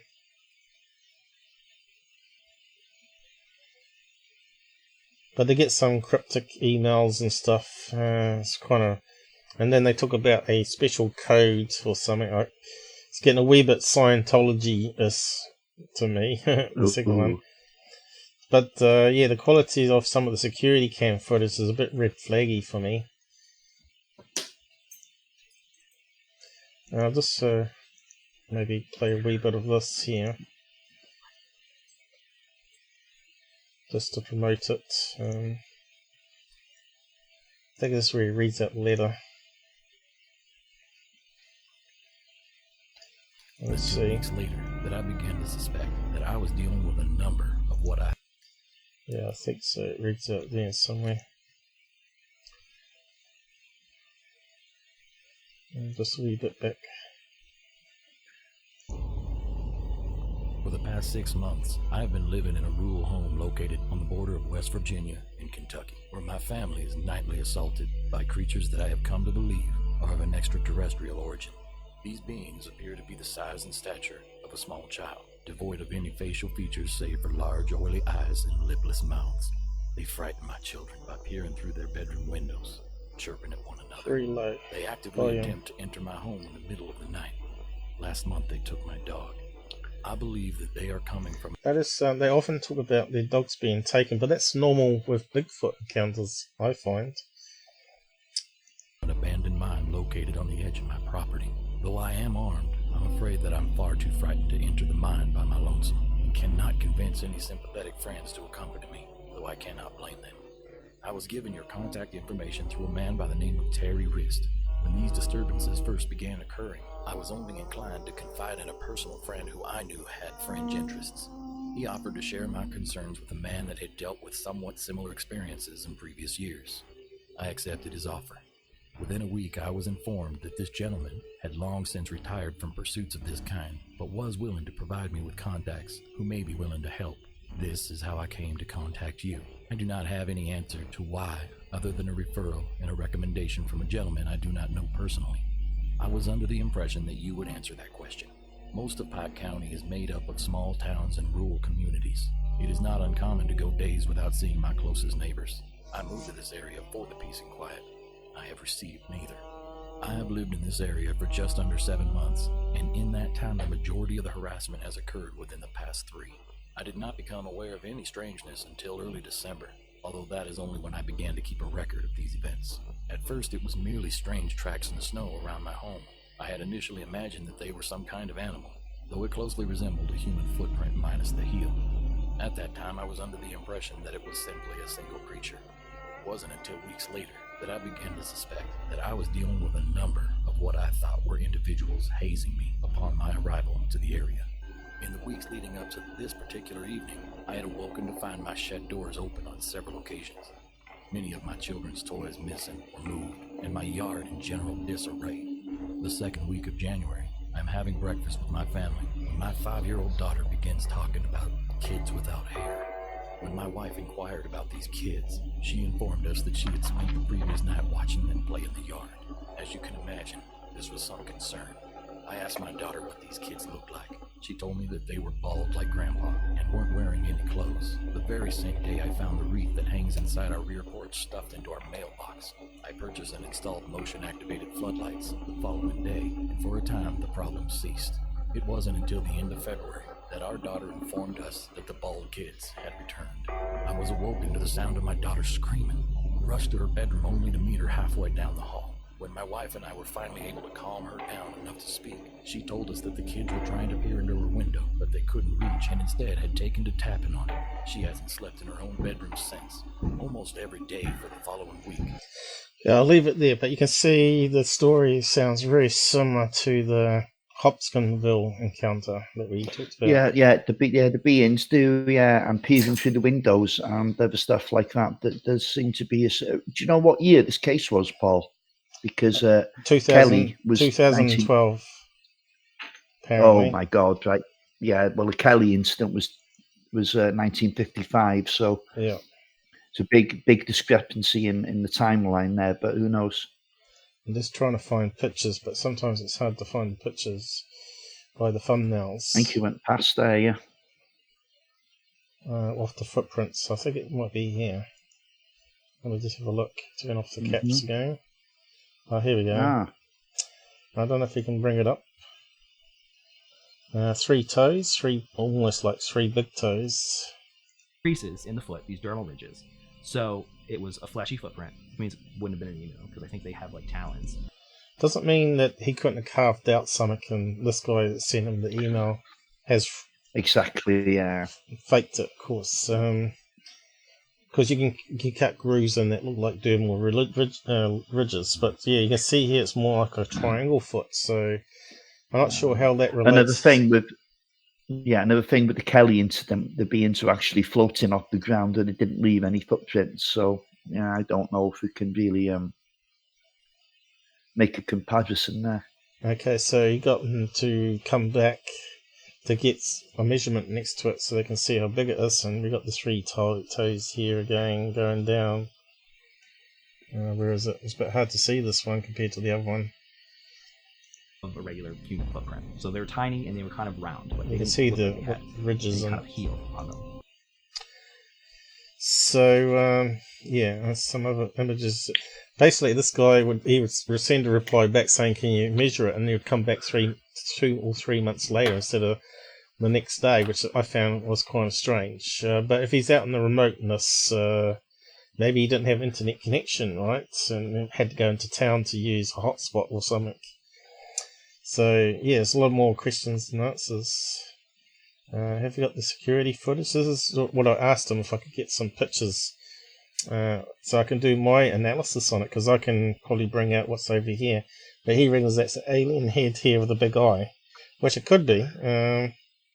But I don't see the big ear unless it's got chopped off the top here. But this is his security camera footage, and it's I can get better on my footage, but my cameras are only let's see, 2016 probably, just around about then. So they're like 3 or 4 years old, and this is back in 2012. So I'm not sure what the security cameras were back then. So what's the guy saying down the side here? Let's see, let me zoom back. I love the old kids television show called Lost Saucer. Don't think I've ever heard of it. Lost in Space, but not Lost Saucer. There was always one footprint. I think there was a couple together. Yeah, kind of strange though. Yeah, it's good. Dad's got a good point there, you know. So I yeah, I didn't like the sound of that show. It seemed a bit glossy and bullshitty to me. of this. Yeah. What show are you talking about? The one you would, it's the one you just playing. The HELLIER. I think you got to watch it all. So this is meant to be the creature behind the tree. Yeah. I shall do in time. Yeah. This is the creature behind the tree here, and guess what? There's a piece of leaf in the way of the head. But it's convenient, isn't it? Yeah, infrared. So they're not the best of security camera images. So I don't know if I could do anything with that one. But yeah, I won't play it all. You can see, look how grainy it is. But that looks like a tree limb coming here. It's where you want to see where the eyes are. But it definitely looks like an alien grey type head here and a small mouth. But it could easily be like a blow up toy, right?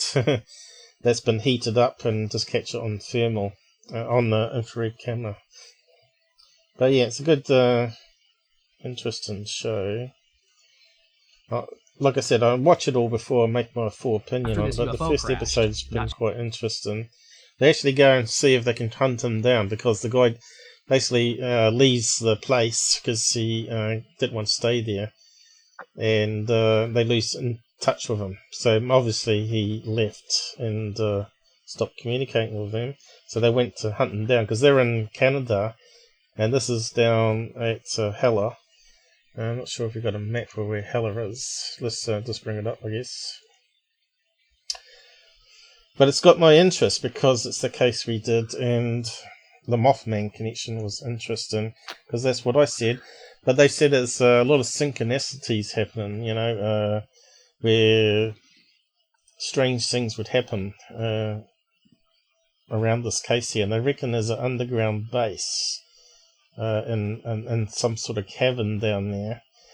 Sounds a bit like Dulce. So it's got all the components of a good mystery UFO thing.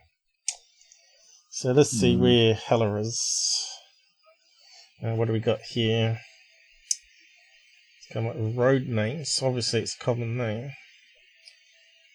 I can't see. Was it Wolverhampton? No, that can't be it.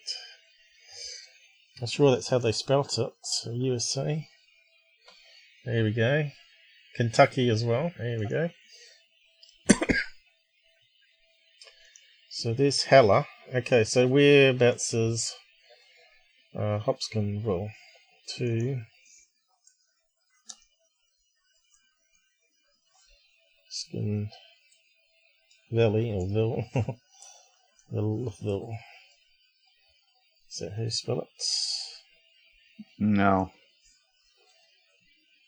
You need to put an S before the V. Is it Hopskin or Hopson? No, sorry, you need to put an S after the V, that's it. Is it Hopson or Hopskin? I can't remember now. Yeah, Hopkinsville. That's about right. You haven't put Kelly in. Well, let's see if it comes up. Here we go. There we go. So it's really close, right? And I reckon there's all underground mines as well as caverns underneath here. You know how I was talking about the connection between Mothman? Well, Mothman's not too far away. It's over near the coast here. Down here, I think it was. In this little inlet here where the Mothman sightings were. I think it was Virginia, right? Mothman was Virginia. I think it was down here. Let's see. Let's see if we can do a connection here. I know it's going away from the second case at the moment, but there's quite an interesting sidetrack here. Mothman location. Can't remember what it was called now. Appalachia.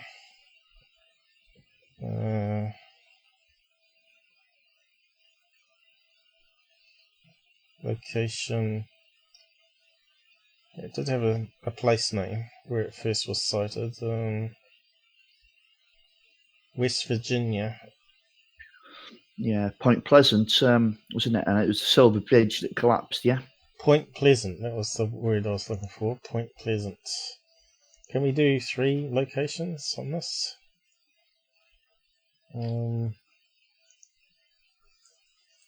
Hello, to there, to... what was it? Point something? Point Pleasant. Point Pleasant. I think that was it. Let's see if there's a connection. Did not find it.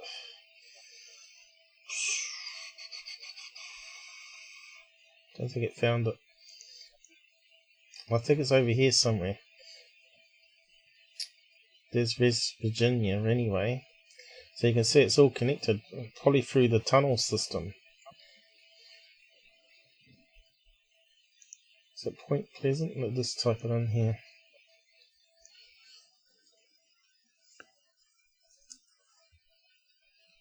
Maybe I spelled it wrong. Please. Yeah, Paul, it's underneath there for you. You just need to click what's underneath. Let me just see. Here we go. Point Pleasant area. That makes it easy. I got it on Wikipedia of all things. Okay, I should get it right now.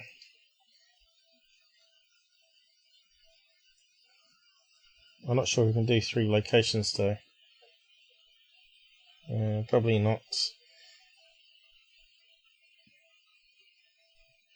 Okay, we do it from HELLIER. Get rid of Hopskinville because we know it's over there. We'll just do 2 locations. There we go. Look how close it is to the current sightings. See? The Mothman and where's the other one disappeared to now? Yeah, well, you can only see 2 at a time, Paul. You knew the other one was going to go, so it was only a little bit over to the left, Kentucky area there. Yeah, I know, but I can't see it now. Should be here, shouldn't it? I think it's zoomed in. Yeah, it was just there, Paul. So it's all close. It was here somewhere. Yeah. So we got the connection. It's like a triangle. Fascinating stuff, I find, but you might not find it interesting that there's a connection going on there. Yeah, it's all close. Yeah, it's all close up. It's all in that area. So could a UFO crash? Sure it could. Could there have been... could they gone underground? Sure they could, you know. Or could they be another lake in the area that they're an underwater base? I don't know if there's any lakes there. It's pretty... They've got a river, haven't they? Rivers here. I don't know if there's any lakes. We'll probably have to go to the satellite view.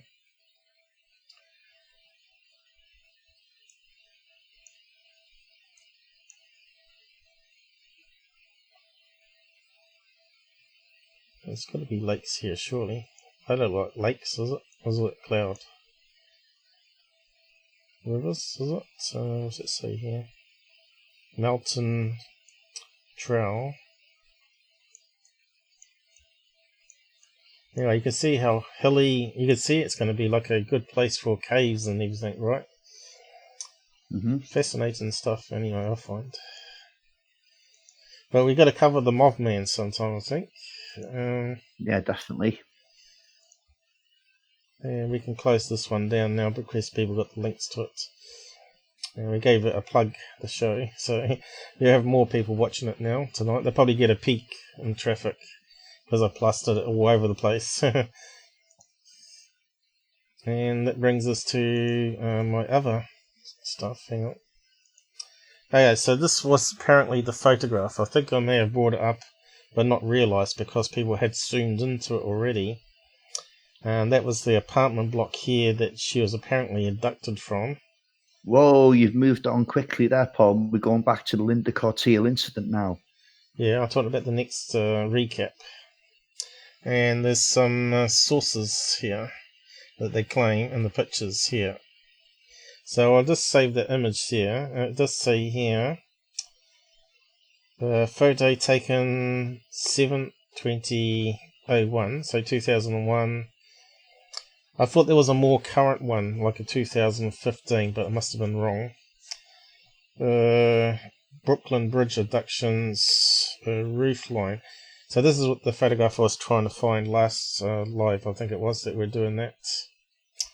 Mm-hmm. And I'll just save it, and we can do a zoom in quickly on that one.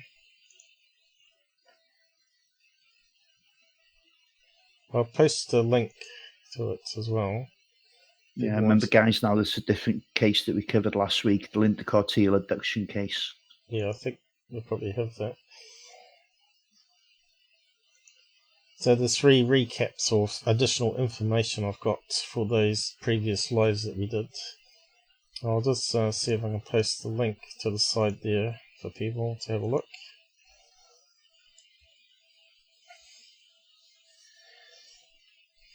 And I'll see if I can pop it into the editor.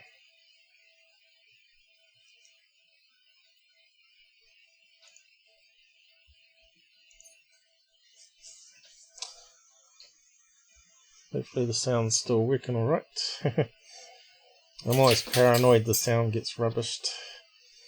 Okay, so as you can see, we can't really see much on that scale there.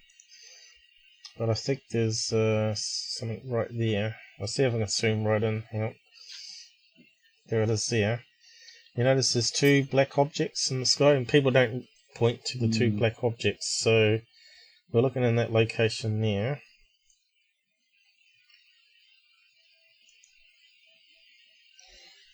Of course, gonna have to guess it first.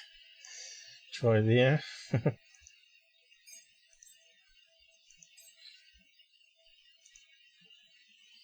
They're claiming these are the UFOs coming back. When did it happen? Can you remember what the time was? 89, I think. 1989, Paul. So this is 2001. So they're saying they come back. But I don't think so. I think we're looking at possibly 2 ravens or something like that, crows. Yeah, I was going to say bird. They could easily be birds, couldn't they? Yeah. Or it could be balloons. This is the other common one that we often get. Yeah. So a closer look then. But I'm not too sure what was available back in 2001 as in helium balloon technology. So there's obviously 2 objects here. You can see it looks like a blob. I don't think it's a blob on the lens because it's not too blurry, you see. Copy new image. Okay. You've only got a pixel to work with there, really, haven't you? That's our pixel UFOs for you. Resize.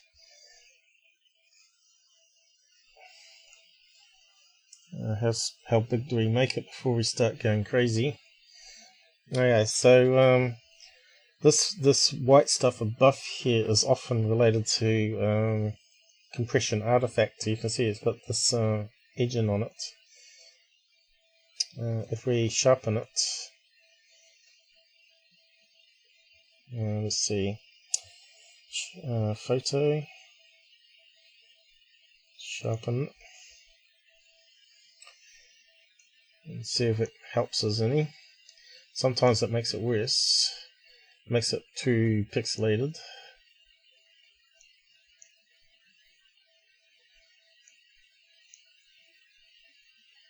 And you can start to see it's hearts in the middle bit here. So is it a bird or is it a balloon?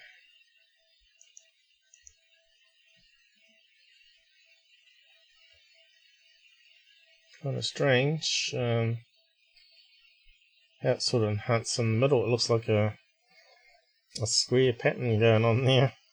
I was expecting maybe it was going to come out looking like a bird, maybe.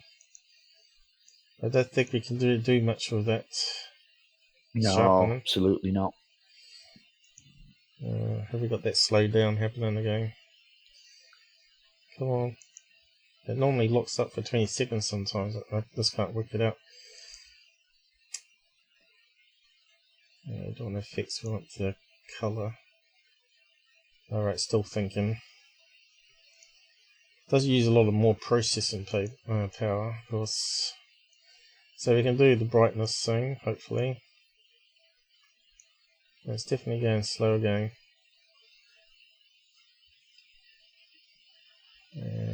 Yeah, it's definitely playing up, isn't it? Well, there's the square pattern again. Kind of weird.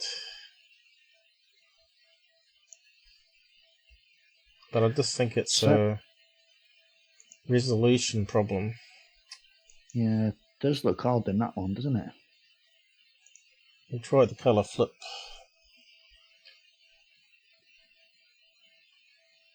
Oh, still getting black here.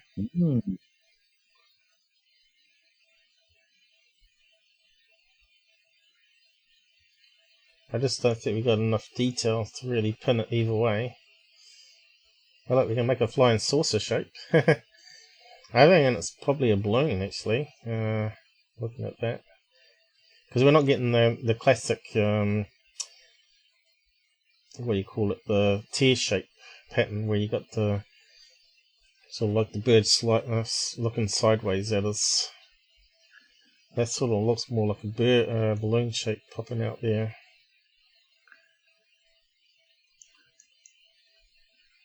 But the other one in the picture might be a bird. Let's have a look. Well, it could be just two balloons. Someone's released this one up here, but look how least pixels we got on that one.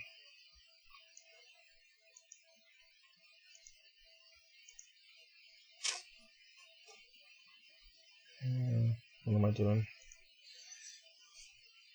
That one looks more like a bird shape, so let's bring that one up. It's got that tear shaped business going on.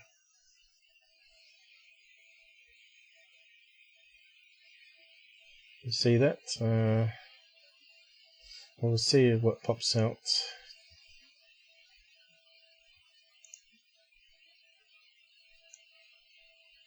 See that? So we've got that sort of tear shape happening.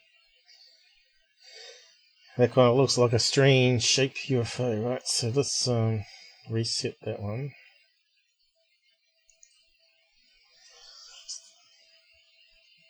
We've got the itchy nose happening.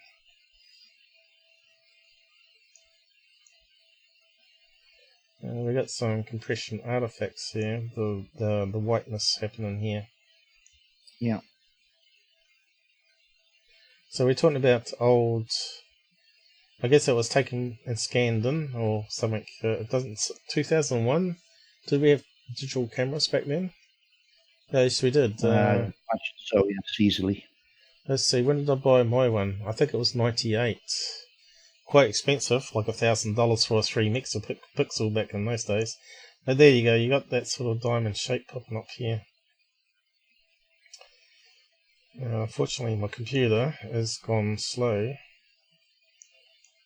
And I just can't get the fine adjustment that I'm after. There you go.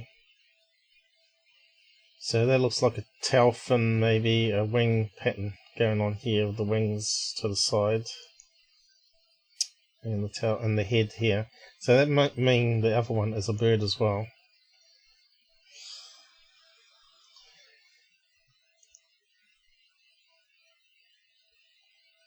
But you can see this one. I can't see how that one would be a bird myself, but that one definitely. This one here behind, going towards the tree here.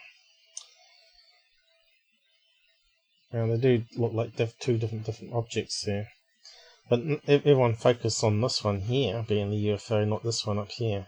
So maybe they knew that one was a bird. This one they're not too sure on. But anyway, that's enough for that one. Let's shut it down.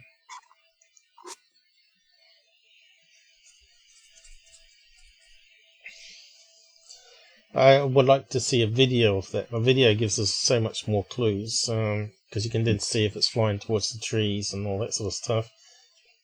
But apparently that was the guy that was investigating that took the photograph. Obviously he didn't notice it at the time, so they've got to be small objects, right?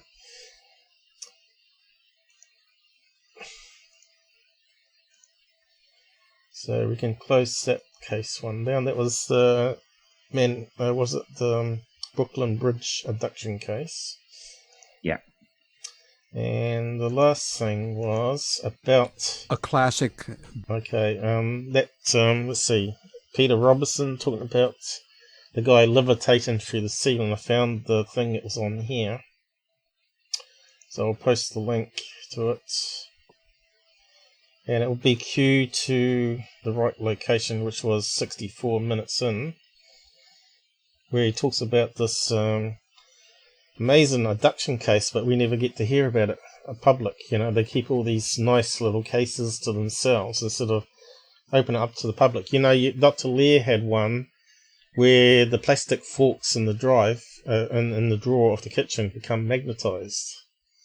And yet we didn't see any video evidence of them using a magnet, a rare earth magnet, onto the plastic forks, because that should be impossible. You can't magnetize plastic, right? Yeah. Because it's carbon, right? But you are correct there about the UFO community in general. I mean, they tend to keep these things to themselves. I mean, I've had a couple of people been into UFOs for a long, long time now, you know, and they've sent me stuff and they say, do not share, do not share. Oh, so you can't then, you know, and I think it's all a bit silly. Unless you're protecting someone, yeah, that's fair enough. But yeah, you know, if it's other stuff that is shareable, then I really don't see any point in hanging on to it and keeping it to yourselves. It's not well, there's a reason for that, to make money from it, to put it in a book, make it into a documentary. Yeah, I'm not entirely sure. Yeah, that could well be it. Mm-hmm. So, what can I get? Bedroom abduction began. Where's the handles gone on this one? I have to reload it, I think. Something's gone strange with the scaling up and all that. But he is only talking, and he isn't actually on picture. And he doesn't open up the case file and show on the screen. A classic bedroom abduction began. Okay, it's still screwing up a bit here. We'll just speed it up a little bit and put captions on. So we'll just play the clip on it. So if you want to listen to the full thing, he talks about other cases, of course, and also the Brooklyn Bridge one that we talked about on here as well, I think. His wife is absolutely out like a light, classic, and he starts levitating off the bed. Like the Linda case, the Brooklyn Bridge case, like so many cases, you are floated through a wall or a window or a roof. It happens. And he was somehow, he had been sleeping on his stomach. So he was rising, you know, with his back to the ceiling. Mm-hmm. And he started to pass through the ceiling. And then something technologically went wrong. While I'm just doing my best to explain this. While his molecules were starting to occupy the same space as the ceiling, who knows why it happened or what happened. It was obviously not what they planned, but the technology went kaput, and gravity took over and he fell. But part of his back was in the ceiling. Whoa. And it tore open a very nasty gash. When he hit the bed, his wife woke up. He's bleeding rather profusely from his back. She's a nurse, does practical first aid, and rushes him to the nearest hospital emergency room. What happened to you? I don't even remember what he told me relative to it. I had seen very analytical photos of the scarring on his back. Mm-hmm. He's an extremely kind soul, and he understood that people like me were not visiting him, you know, because it's a freak show, but because he was an important individual involved in this, whatever it is. And I remember him asking me with a smile, I mean a sincere smile, would you like to look at the scar? And I thought to myself, this guy there's a dignity that he's carrying around. I mean, a really blue-collar reality, a kind soul. I didn't need to see it. And I thanked him, but I said it's not necessary. That would be one for certain, Alfred.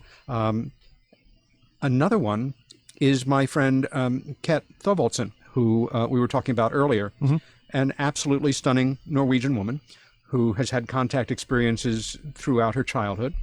And at a certain point some years ago, started to study this implant phenomena, that these things, which are either metallic-based or silicone-based, are put in the body, going back well before we human beings seemingly had this technology.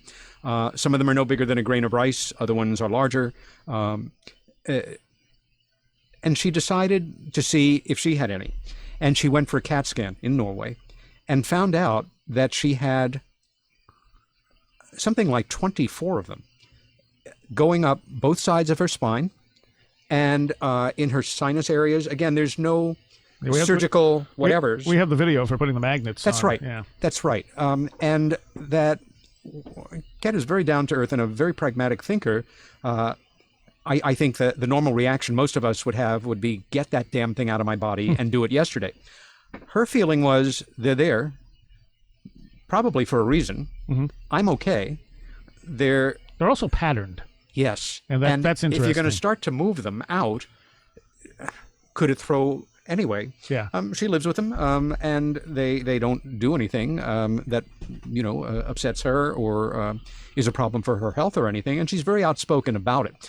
For me, that's pretty mind-blowing. I've studied this phenomena for years. I've handled dozens of these implants, ones that were removed by the great late Dr. Roger Lear, who was a podiatric surgeon who put his career at risk by surgically removing these from quite a number of people. My old friend Daryl Sims, who right now is dealing with a major health crisis, and we all wish him a speedy recovery. His focus as a researcher has been these implants as well. I know how it sounds, but it's simply part of the way it is. And the thing about, like, I understand her decision not to have them removed. I could see if you have one and you say, well, get it out of me. But when they're aligned along your spine, it's kind of like, all right, this seems quite intentional. Like there's a reason they're where they are. And you can see them in the scan. I mean, they're round. And like you said, and when she does that demonstration, she does take the time to completely wash her face so that people can say, oh, it's sticking to, the oil. And I've heard that a few times, Yeah, of course. One of the aliens that visited me in that dream stuck implants down my spine. Yeah. Okay. I don't know.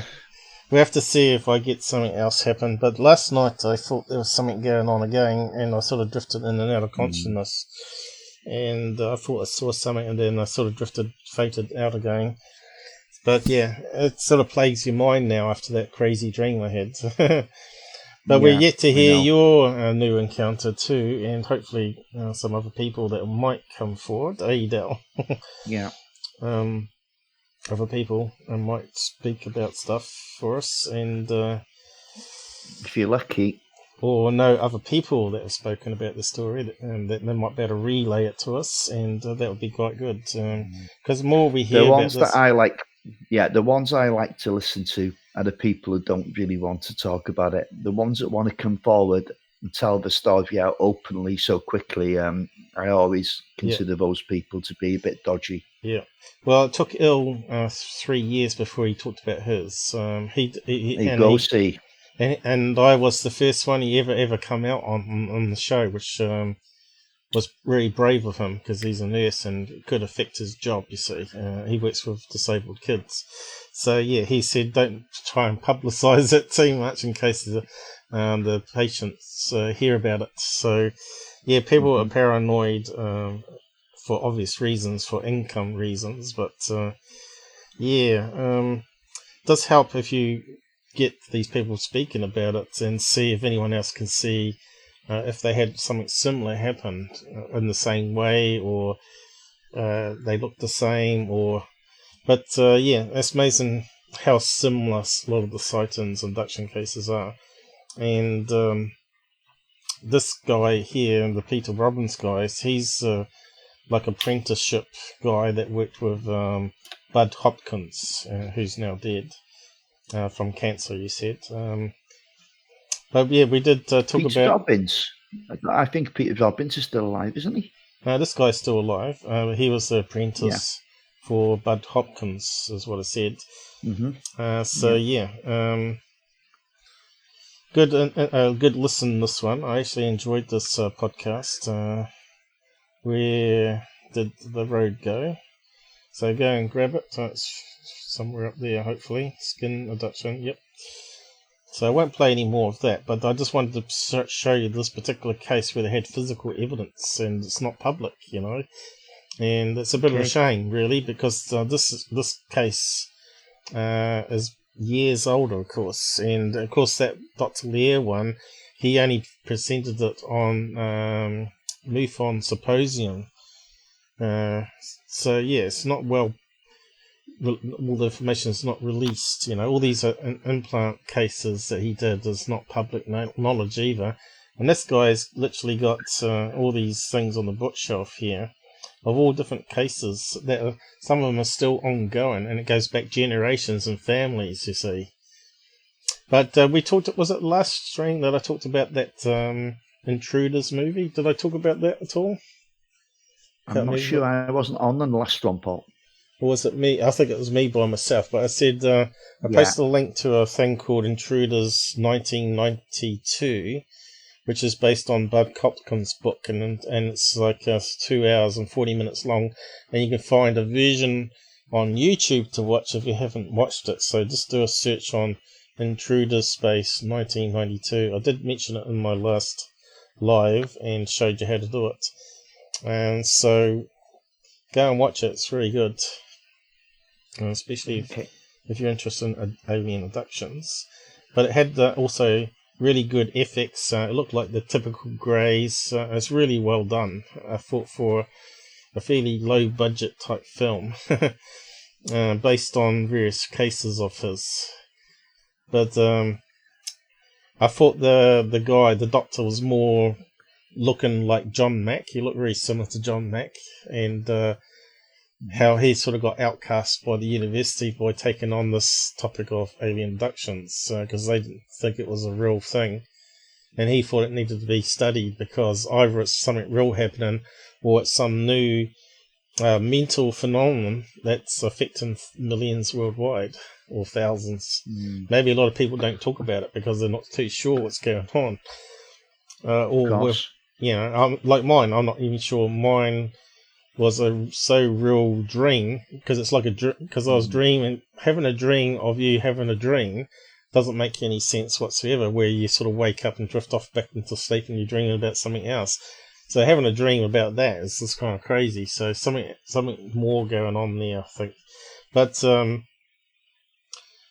lot of stuff that's kind of crazy happened to me since I've met Il from MUFON, who's had this abduction case, and started telling us a lot of stuff in private that's not known out there on Facebook. So I said to him, it does seem maybe we're being monitored through Facebook. And I've been trying to get him to come over to Discord, but people just won't leave Facebook. It's like they're addicted to Facebook, social media, right? And well, people get used to Facebook, don't they? They know all the settings and everything else, so they stick with it. I mean, it was a job to get me onto Discord, wasn't it? But now I'm on Discord and I've got used to the settings, or most of them at least. It's actually far better than Facebook.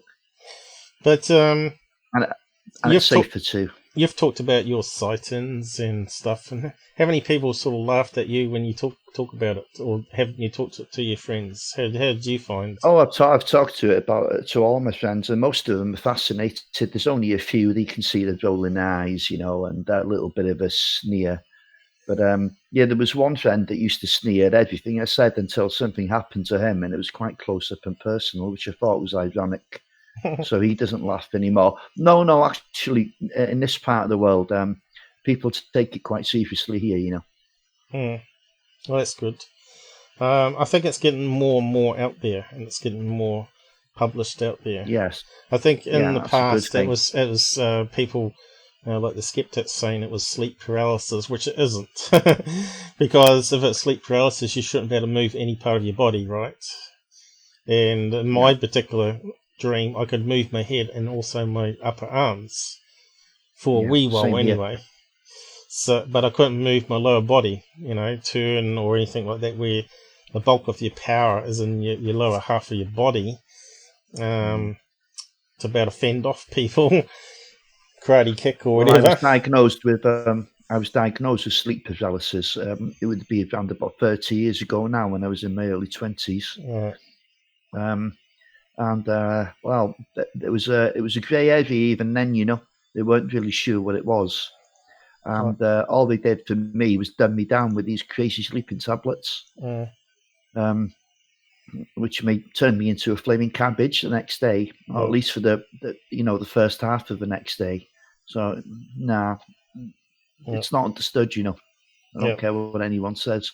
But just to go back again now to what you were saying about abductions possibly being a new phenomenon, I don't think that is the case, you know, because I think abductions are thousands of years old.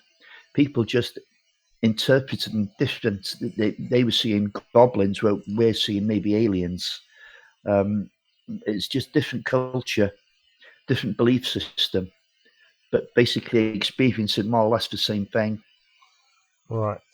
Well, that's possible, but I think my information was from the research done by Budd Hopkins and Mac that said it seemed to happen in the Betty and Barney case was apparently the first one that sort of where it all sort of kicked off.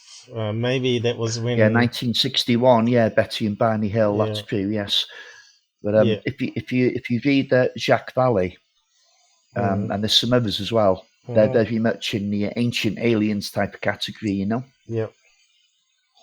Well, it's possible because demons and all that go back centuries. So yeah, this is another thing. They were seeing demons where we're seeing aliens. You know, goblins and fairies and all kinds of things. All depends on the culture and the belief system. Well, if you look at that case that we just looked at there with the goblin board-headed creatures at 4 foot high, it sounds very much like alien greys, but these ones didn't have the big black eyes. But like I was saying last time when I was talking about my dream, is that they may be from a dark place where the eyes are bigger, so they've got a little more light in. So it makes kind of sense that they might be from an underground city or cave system even. I've heard this before. Yeah, the theory is aliens from space. Are they from another dimension, or are they from inner Earth? Which is possible, because there are big caverns under there. And you don't have to have sunlight to generate food, because, you know, we know that bacteria and fungus can grow in extreme conditions. And as long as you got some form of energy, which is like lava flows and stuff, you can sort of live underground, because you can generate power and all that sort of stuff from it. But there was a thing on a thing called Fast Sight. I'll just bring that up. I know we're changing track here a wee bit, but it's still interesting. There's a thing called remote viewing called Fast Sight. .org. And they've got various remote viewing videos up for Area 51, which I haven't seen because you have to pay to get money on that one. But they've got a lot of free ones, and one of them's Atlantis, where they talk about man has existed before with high technology and wiped himself out because he tried to drill. I think it might have been down in Antarctica even, or even where New Zealand is, maybe. Remember they're talking about that sunken continent here? They reckon it may have been Atlantis here, on the tip of New Zealand, was part of New Zealand, which is very possible. But apparently they're in their remote viewing session of this Fast Sight videos that they have. They got to the core, and it sort of was more explosive than they could control, and it comes straight out the planet and went into the sky, and it was like all the atomic bombs going off at once. And it made the sky black and cut out the sun for many years, a bit like the dinosaur, you know, with the meteorite impact. And basically created, I think they said it caused the continental plates to move as well, which is like the pole shift idea. And a lot of the land sunk under the sea, which kind of works into that New Zealand Atlantis bit. So So they also talked about they had UFOs that were hovered above the city. It looked like it was a man-made thing, and a lot of the people went underground to escape the climate of the Earth after that to try and survive. And they had these underground caverns and bases. Kind of fits into the whole UFO thing, if you think about it. So it might be this other race of humans that sort of evolved underground after that point. I'm not too sure how many millions of years ago we're talking about.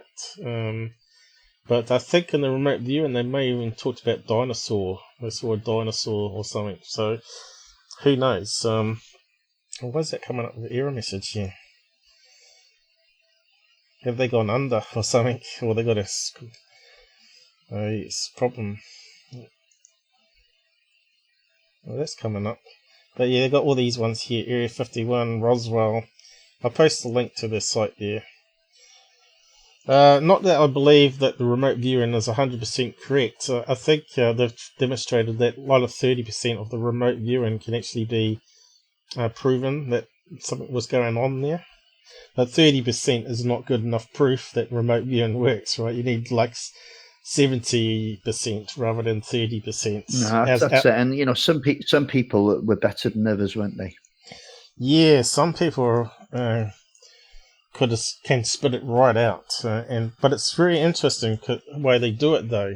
Apparently, they get a photograph and they just write a random number on it that the computer generates. So it's meant to be a true random number, not a pseudo random number. Yeah, I felt they generally started with coordinates.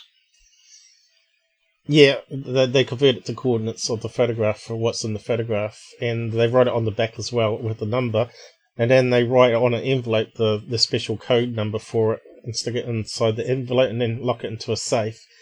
And they simply just give the guys the number, a random number, which then they zoom into the location and the vision of the stuff. But I did find a few of these ones good. They got the Phoenix Lights now. I'm not sure if I've heard that one either. They keep adding new ones on it. Aliens on Opedia Su, or whatever that's called. I think that's a moon of Jupiter or something, is it? Syndodia, Mars. So yeah, a lot of people would love that if they're in the UFO field anyway. So I just thought I might mention that, but it's kind of interesting. You know, we're looking at all these different cases, talking about beings coming from tunnels and stuff. That maybe humans got smaller and evolved and got bigger eyes or black eyes, and from living underground. Maybe there is a civilization that's sort of small, but still living in pockets underground. But in that remote viewing one, they said that the base, there's a base under the sea, and if men can get down there in submarine, if they go inside, it's actually got it's like a dome, which has got I think it's under a cavern, it's under rock, but inside is a dome, and inside it's got these little pyramids and stuff like that. And there might even be life down there still, but yeah. Well, Timothy Good, the UK researcher, you must have heard of Timothy Good. I suppose you know, most people into ufology have heard of Timothy Good, UK researcher. Yeah, and he's got a book. He's got a book called Alien Base, and he reckons there's about 5 major ones under the oceans. And he gives some pretty convincing information as well. To, you know, it might be padded out a little bit, but overall it's quite convincing, and it's a damn good place to hide, isn't it? Yeah, I think someone down the side here. What was the name? Van, was it? Are you still there? She was he was asking, or she was asking. This one here, Van. Is it Van? Darko? I'm not sure. Not sure if it's a female or guy now, but sorry about that. But if you're still there, just say hello down the side here. I told them to contact you about all the books, because they were asking, how do you think Timothy Good is? And I don't really know too much about the guy. Okay, I've got most of it. I've got most of his stuff, nearly all of it, to be honest. About 7 books, I think, from him. Right. The best one is about Top Secret. That's the best one, and Need to Know. That's excellent as well. Right. I think that was all the cases recaps there, by the way. Plus a wee bit extra. Okay. I'll probably have to pad out the topics list if I remember what all the things that I changed subjects to. Like I said, there's always cool stuff to talk about, and you don't have to make fake stuff up like other channels, because you can always talk about it and connect all the different cases together, which a lot of people out there don't do. Hey Dal, how's it going? What are you saying? We have and never will be able to explore. Yeah, he's quite right. Yeah, because of the pressures. But that, what's his name? Cameron guy? What's his name? James Cameron? The Titanic guy? Well, he actually went the deepest. He actually built like $1 billion sub to go and do it. And he was like inside of it. And you could hear it creaking as the pressure of the water. So, yeah. You'd think he'd probably go and explore there, see if there's anything where they claim it is in the remote viewing. Or even that base off the coast of California there. What's it called now? Malibu, is it? You got Catalina Island, haven't you? Supposedly there's one around there, yeah? There's also a lot of secret testing goes on there as well. Yeah, there might be one there, but... To the Stars never really found anything. Anyway, you want to carry on with the next case now? I think I'm pretty done now, so it's back to you again. Yes, okay. I'm happy to carry on now. Okay, so the next case is on the USS... US... Oh, Paul, can I just introduce it then? Carry on then. Yeah, it's the USS...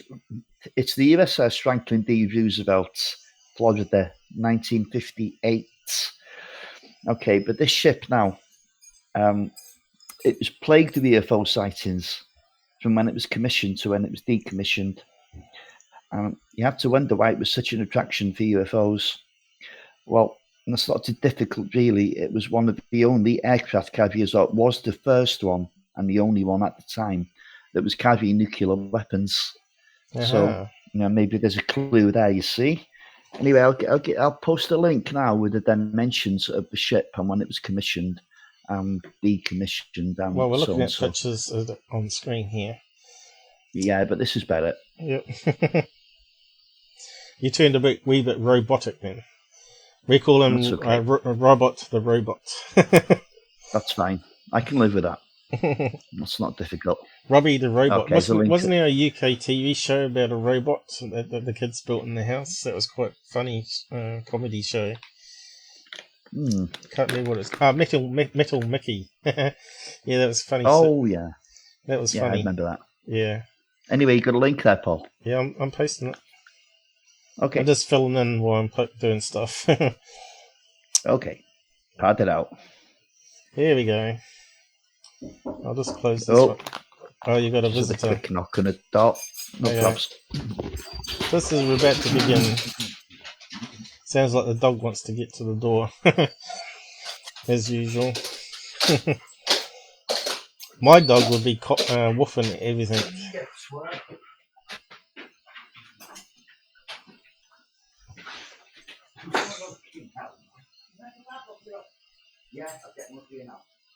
He didn't reach his mic. Hey, at least we got 4 people watching. That's a record almost. No, I think we've probably had about a maximum of 10 watching at one stage. When we had lots of people on video chat in the early days, where everybody was talking about their sightings and stuff. It was quite good. But once people told their story, it gets a bit boring if they repeat it again. So we want. Sorry about that. That's all right. How convenient was that? Not too convenient, but I'll probably need to go to the toilet myself. But how do you want to do this? We need to scale this one up. Let's see if it'll go. Nah, you okay there? That's fine. There you go. Ideal. That's better for you, isn't it? Yeah. Do you want to read that out and I'll go to the toilet, or have the reader read it out or something? Yeah, I'll read it out. Okay, hang on, I'll be back in a minute. Yeah, sound. Okay, USS Franklin D. Roosevelt was the second Midway-class aircraft carrier and the first ship in the Navy named after Franklin D. Roosevelt. Initially, the carrier was launched as Coral Sea, but was renamed Franklin D. Roosevelt on May 8, 1945, following the death of the US President. During her active service, the Franklin D. Roosevelt achieved several historical milestones. In 1945, she was the platform for the first fleet use of helicopters. In 1949, she became the first US aircraft carrier to have Fresnel lens landing system, and she was the first carrier in the Navy to win 3 Admiral J.H. Flatley Awards for aviation safety. So it was quite a sophisticated vessel in its day. Maybe that's why it was the first that was, commissioned to actually carry nuclear weapons. Okay. Commissioned as CVB-42, the FDR was redesignated as attack aircraft carrier CVA-42 on October the 1st, 1952. There we go. Multi-purpose aircraft carrier CV-42 on June 30th, 1975. Decommissioned on September the 30th, 1977. So she had a good innings there. And stricken from the Navy list the following day, the Franklin D. Roosevelt was sold by the Defense Reutilization and Marketing Service, DRMS, for scrapping on April 1st, 1978. The carrier was last home ported in Mayford, Flower. Okay, so then we've got these, if Paul scrolls down, we've just got some little facts about her. So it's quite a, Was it maximum speed? Knots, 30 plus knots. Is that the max speed? And it could carry approximately 80 aircraft. Okay, 30. I see that now. So I was just saying it was quite sophisticated in its day. Right. 1959. Now, we don't need to, we don't need to see any of that stuff. So we know it went out. It was from 45 to 77, basically. Right. And there was UFO sightings on it throughout. There were significant ones in 52 and 58, 59. Also, the last encounter she had with UFOs that we know of was in 1973. So that's 4 years before she was decommissioned. So I need another link for you now, Paul, so we can actually get to the case. You do. Okay. This is the most comprehensive article I could find on it.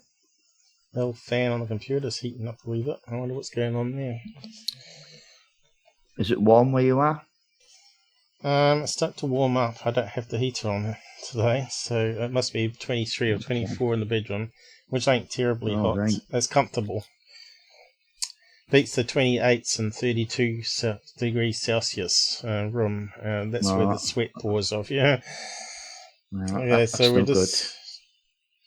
So that's coming up in 2 weeks. So we're going to have our full summer. So you had your nights like that where it was so hot you couldn't sleep. So. Yeah, not good.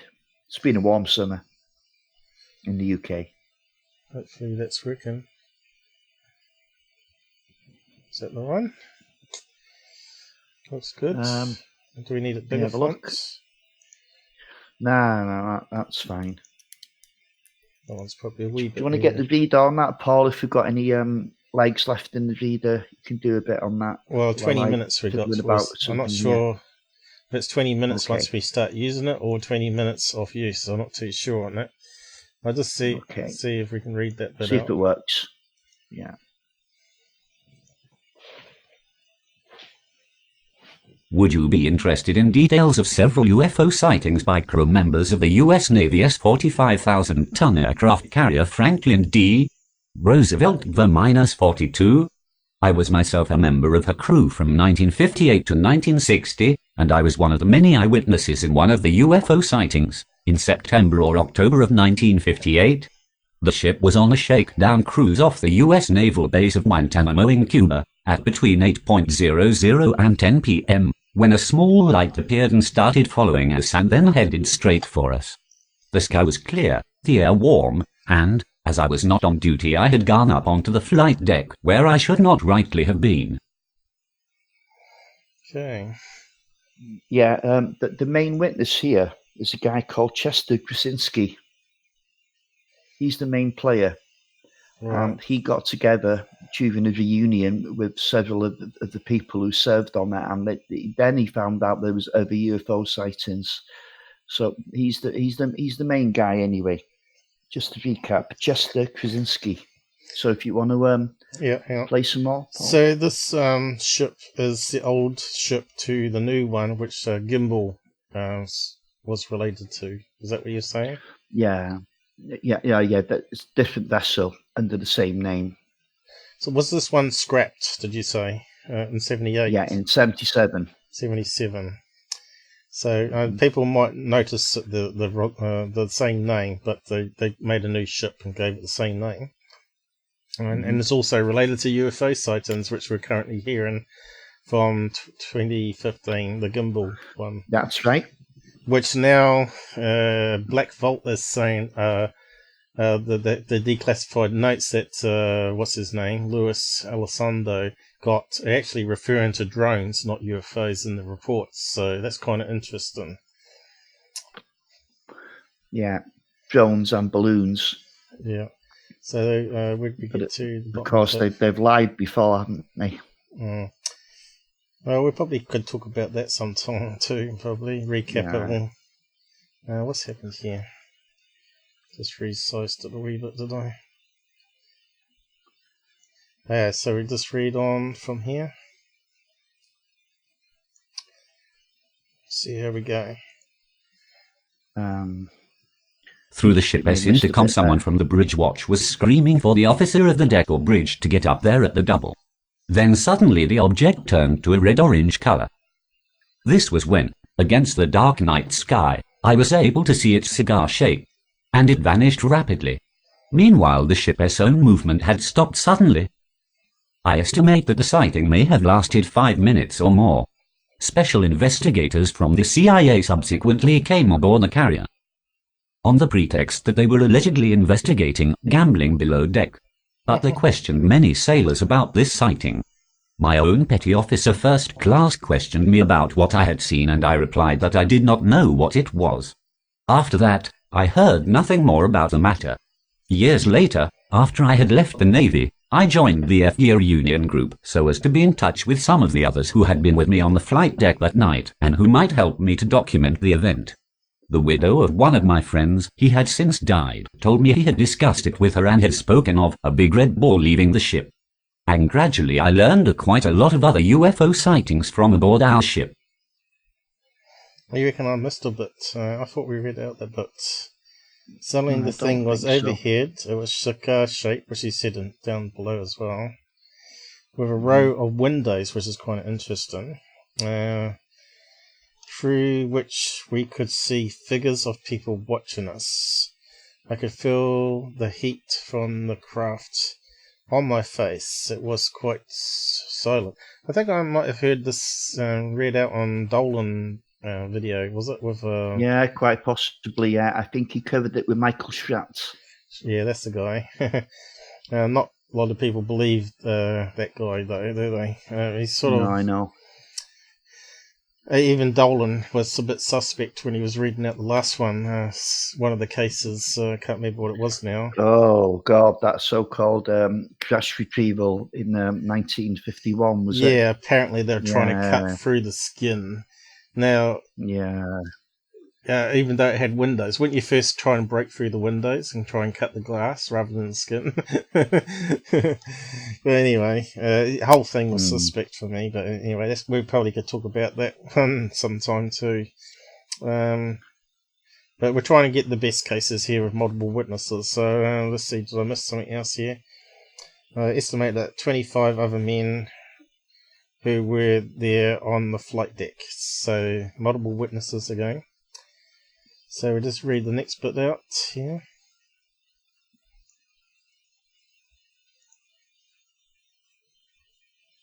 One other such sighting now quite famous had been on September the 20th, 1952, when the FD Roosevelt was taking part in Operation Main Brace with the NATO fleets in the English Channel and North Sea.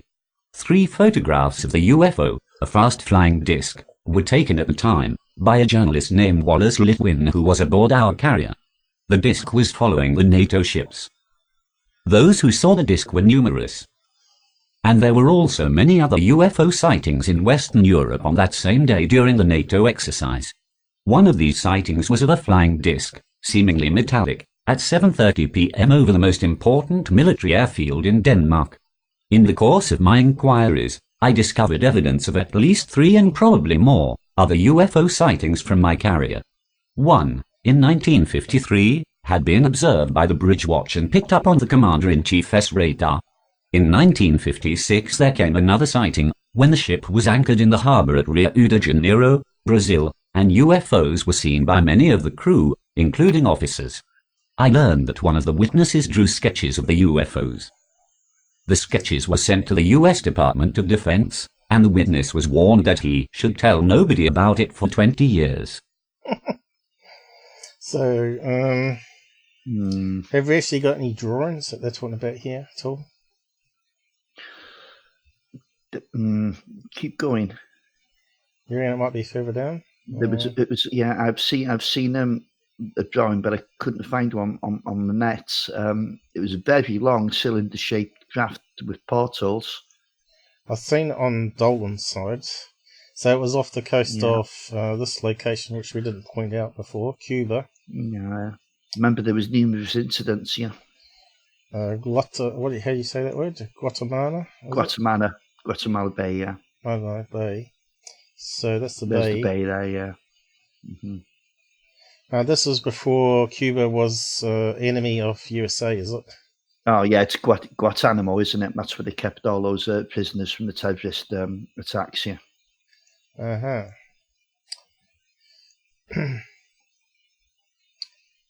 So, is there a shipping yard there? Must be, surely. Oh, look at this. Look at the fault line there. That's why you get big earthquakes there.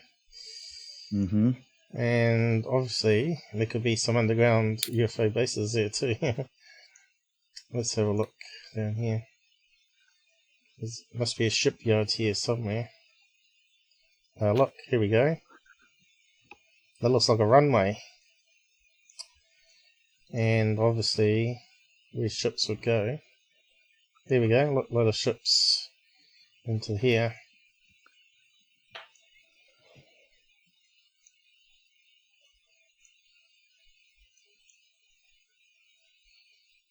Definitely a lot of military stuff, probably. So, so this UFO sighting happened off the coast here, or why they're in port? Or you're not sure? No, I'm not sure. Okay, we're going to close that down now.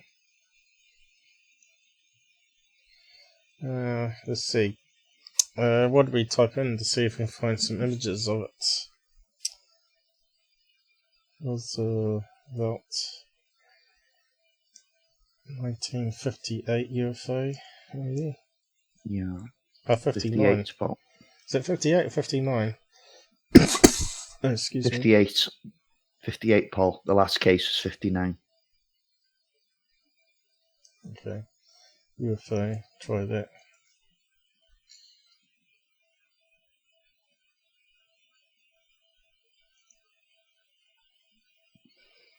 They'll probably come up with a gimbal one again, but some black and whites here. What's that say? History reader. So the gimbal one's here.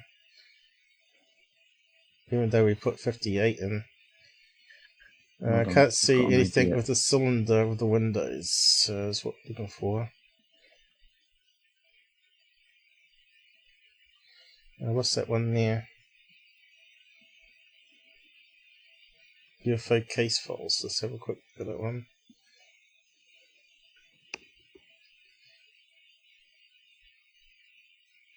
What's happened? some open minds.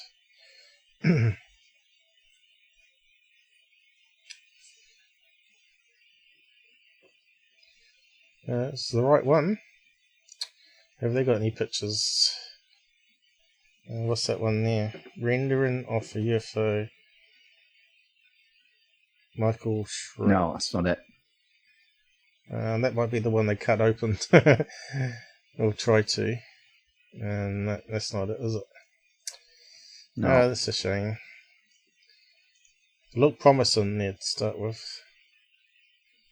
I don't know if we got any images, public images anyway. What's that one there? Oh, that's the one you brought up before. It's Wikipedia. I'm not sure what else you'd type in to narrow it down. Yeah, I've typed in the Krasinski UFO and nothing's coming up for that. I know Michael Schratt has done an image of it, but I think they're for sale. UAP. How about cigar? UFO. I can spell it. Cigar craft, maybe. It's coming up with cigars. Oh dear. Crazy search. Google's just getting worse and worse. You're not going to find a good image, you know, because I've tried for a long time, Paul, during the week, getting ready for this. Okay. Sometimes you can just get a picture. Yeah, sometimes you can get lucky. Oh, here we go. What's this one? Don't think so. Oh, that's a roll of coins, by the looks of it. Well, there's the ship again. There's not too much on this case then, really, is there? No. Very interesting. Takes quite a bit of digging to get the stuff up on this. Yep. Looks like you'd have to draw your own pictures. Yeah. I think that's what Michael did, wasn't it? He's like an artist or something. And he has other that's people. what he's done, but I couldn't find his images. I'm sure that they're for sale, you know. Yeah. Okay, so we can read the last bit now. Yeah. Do we need to put... Oh, right, we can go down to there.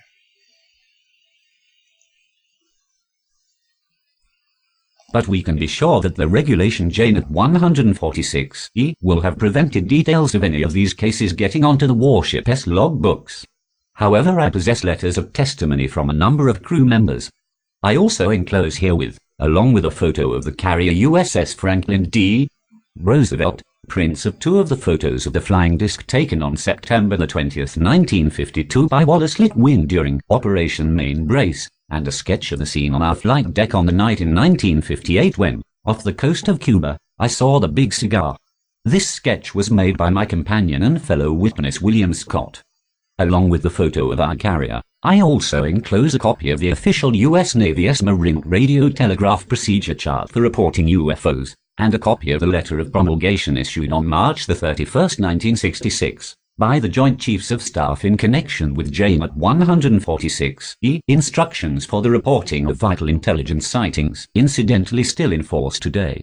Finally, I should mention that the FD Roosevelt was decommissioned in October 1977 and sold for scrapping in March 1978. Yours sincerely, Shay Gruzinski. Okay. What now? Yeah, just one thing now. Just one thing now. This JAMAP 146 was quite a nasty little publication. What it means, it's Joint Army Navy Air Force Publication 146E. And what that done, you were only allowed to make those reports to your superiors if you talked in public about them. You were liable for a £10,000 fine or 10 years in jail. So that's enough to put anyone off, isn't it? Yep. And your career is going to be in tatters as well. So that's quite a nasty thing they had out for years, that JAMAP 146E. Thought I'd just mention that because it's quite important. Yeah, okay. There's another one, another link I'd like you to have a look at now as well, Paul. I'll just give that to you. We've lost one watching, by the looks of it. Yeah, it's okay. We've still got a few.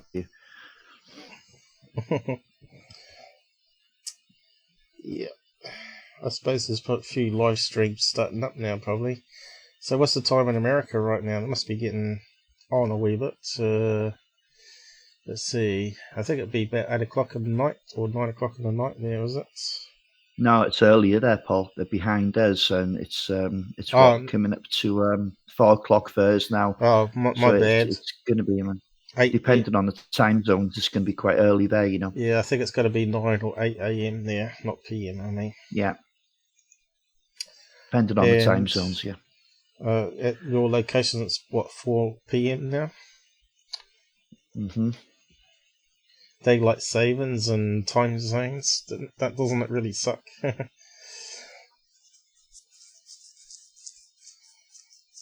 The word YouTube there. It's kind of crazy. Okay. Yeah. 15 best cases. What's this? Okay. The existence of underwater UFOs. Okay. Yeah. You need to keep scrolling down now, Paul, and I'll tell you when to stop. 14. Don't go too quick, please. Don't go too quick. Ghost rockets.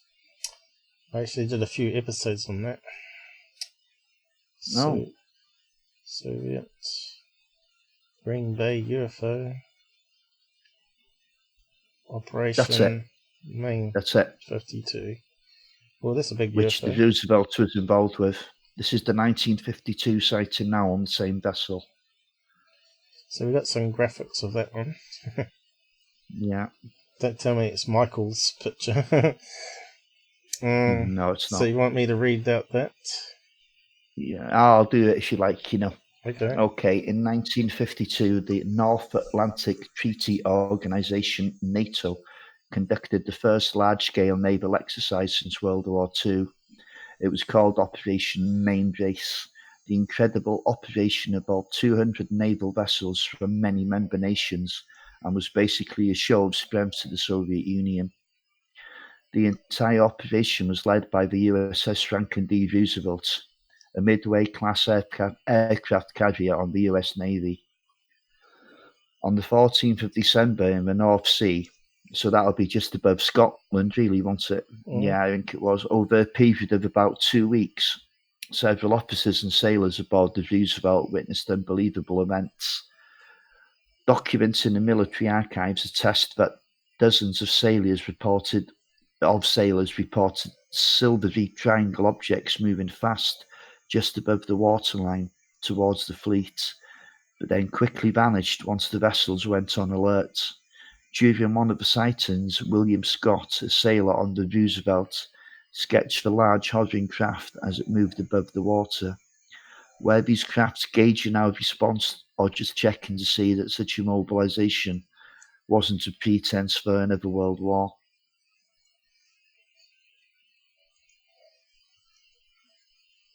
So what do we got here? Advertising? That's it? No, that's it on that.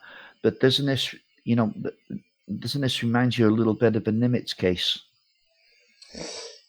Yes, but there was a different ship.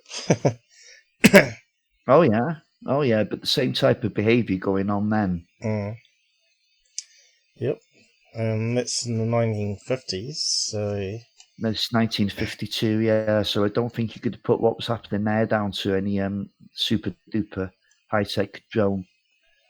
There's no mention about the speed, though, was it?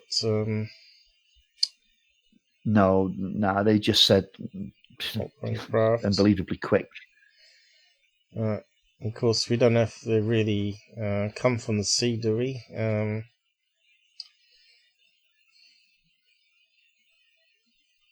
You notice this one is different, though. It's talking about a disc craft rather than a tic-tac. Remember how I was mentioning about the unknown witness of the tic-tac? That we, for some reason, To the Stars haven't brought forward, who counteracts what David Fravor was saying, that it was a tic-tac shape. He was saying it was coming out the sea, and it was definitely a classic saucer with a flat bottom and the dome on top, which is a bit like this one here. Yeah, but it could be multiple events.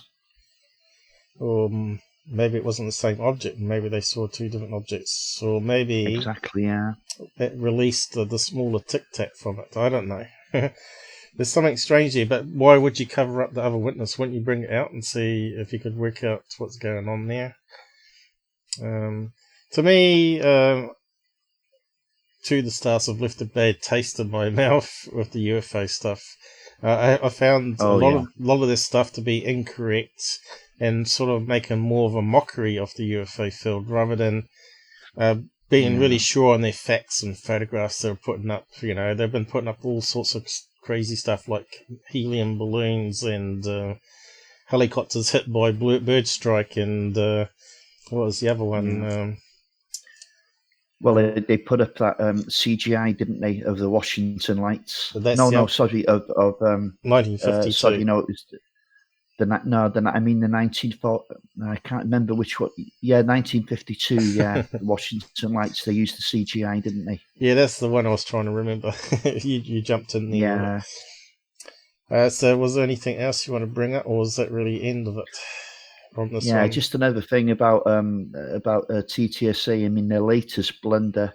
You know, they put up a stock photo of one of these metamaterials, and it turned out to be malachite. Yeah. Now, if you don't know what malachite is, it's a stone. Yep. And apparently a stone. That material is not new either. It goes back to Art Bell's day. I think someone sent it to Art Bell, and he sent it on to Art Bell, to Linda Moulton Howe. Yeah. And then it went to Bigelow. Yeah. And that came from some random person who we don't even know. So that's likely to be another whole load of bollocks. Yeah, unfortunately. Yeah. It's a bit of a shame, though. Obviously, maybe there is real material, but why would they be giving them stuff that's not from their own warehouse? And why show a stock photo of malachite, which is supposed to be representing something that's alien, on a stone that you can find plentifully on Earth? Considering how much money these guys got and bought shares, what was it? 7 million, was it? God, no, they had a hell of a lot more than that. And they want 30 million now, so they can make more bad shows. Well, obviously the show is probably going to make money for them rather than the other way around, I would have thought. But if they're going to go to the route of that Contact series, which is appalling, because it's putting up a lot of stuff that's been debunked, and a lot of stuff is reappearing again. Have you noticed that? Like the Bits sphere is coming back around again. You got the alien autopsy, and what was the other one? Things that have been sort of put to rest are coming back again. It's like people are digging Bob up. Lazar. Yeah, like people will keep digging up the stuff, and then you got probably John Lear thing coming out soon, or was it out already? It's just like stuff that's not going to actually get us anywhere again. No. You know, I've pretty much debunked that the sphere one, which was actually used in miners, especially in the oil fields, and they put it into pipes to control as a valve or indication of a valve inside pipelines. And if you got something that's rolling around on the floor, it's not going to be some alien technology. If it's floating around and it's made of solid metal and all that, then you might be able to say we got something here. That's amazing what people are digging up online. And one of the persons is Alien Addict, which I don't particularly like anymore, because he's just propagating the same BS out there, you know. And he's got some crazy dude on there. I don't know who he is, but he seems to believe everything, you know, everything like in these crazy TV shows at the moment, like the UFO with the contrail, and which we know is a plane 100 miles away, because Mick West did a really good debunk on that and lined it up with the graphics and all that sort of stuff. 3 dimensions. But it's amazing how... Yep. Yeah, before we go too far off the subject, I actually found an interview, and it's very difficult to find. Okay. Now the quality isn't particularly too good, but you've got Chester Krasinski speaking on this, and another witness. Have we got the link posted? So if we can, yeah, I've just posted it now. Okay.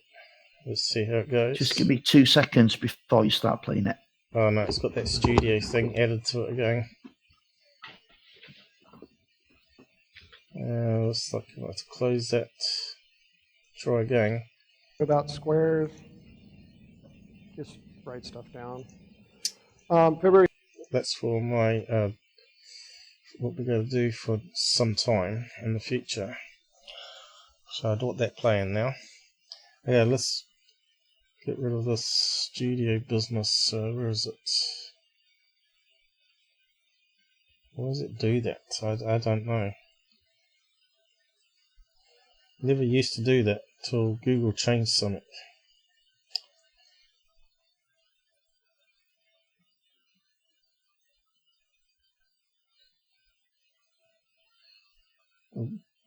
The bots are taking over Google. Certainly gone downhill, that's for sure. Okay, I guess it's loading. I have to wait till he gets back. Unfortunately, his video has stuffed up there. Here it comes. Okay. Okay, is this the video? Let's see. Yeah. USS FDR UFO encounter.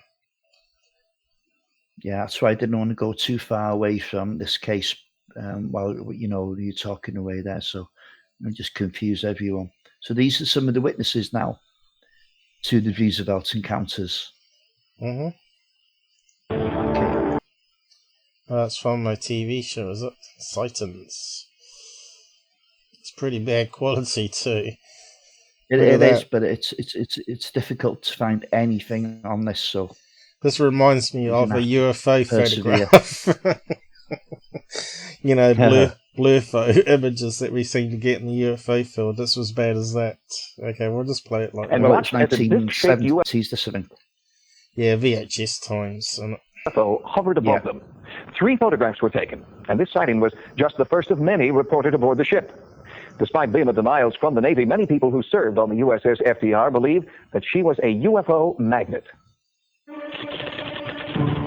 Sometime in late July, early August of 1952, as an ensign, I saw a bright light at the forward of the bow on the right-hand side, which would be the starboard side. The ship was on a shakedown cruise near Gitmo, Cuba, and I was down below decks. It was maybe approximately 8, 9 o'clock in the evening, it was.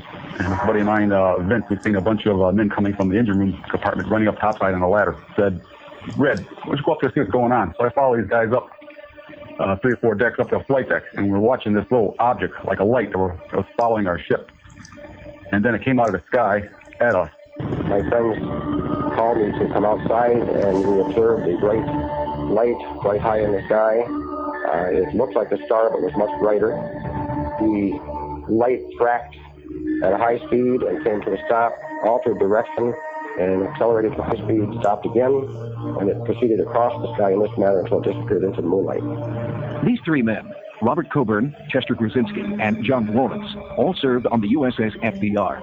But each man was assigned to the ship on different tours, in different years, and with different jobs. And yet each man saw the same thing sometime during his service, an unidentified flying object tracking the Navy aircraft carrier through the sky.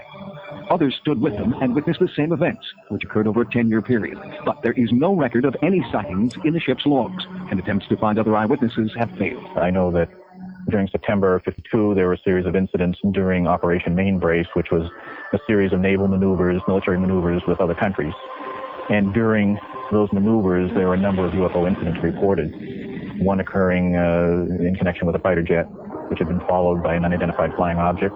Barry Greenwood is the research director of CAUSE, Citizens Against UFO Secrecy. He is also the co-author of the UFO Cover-Up.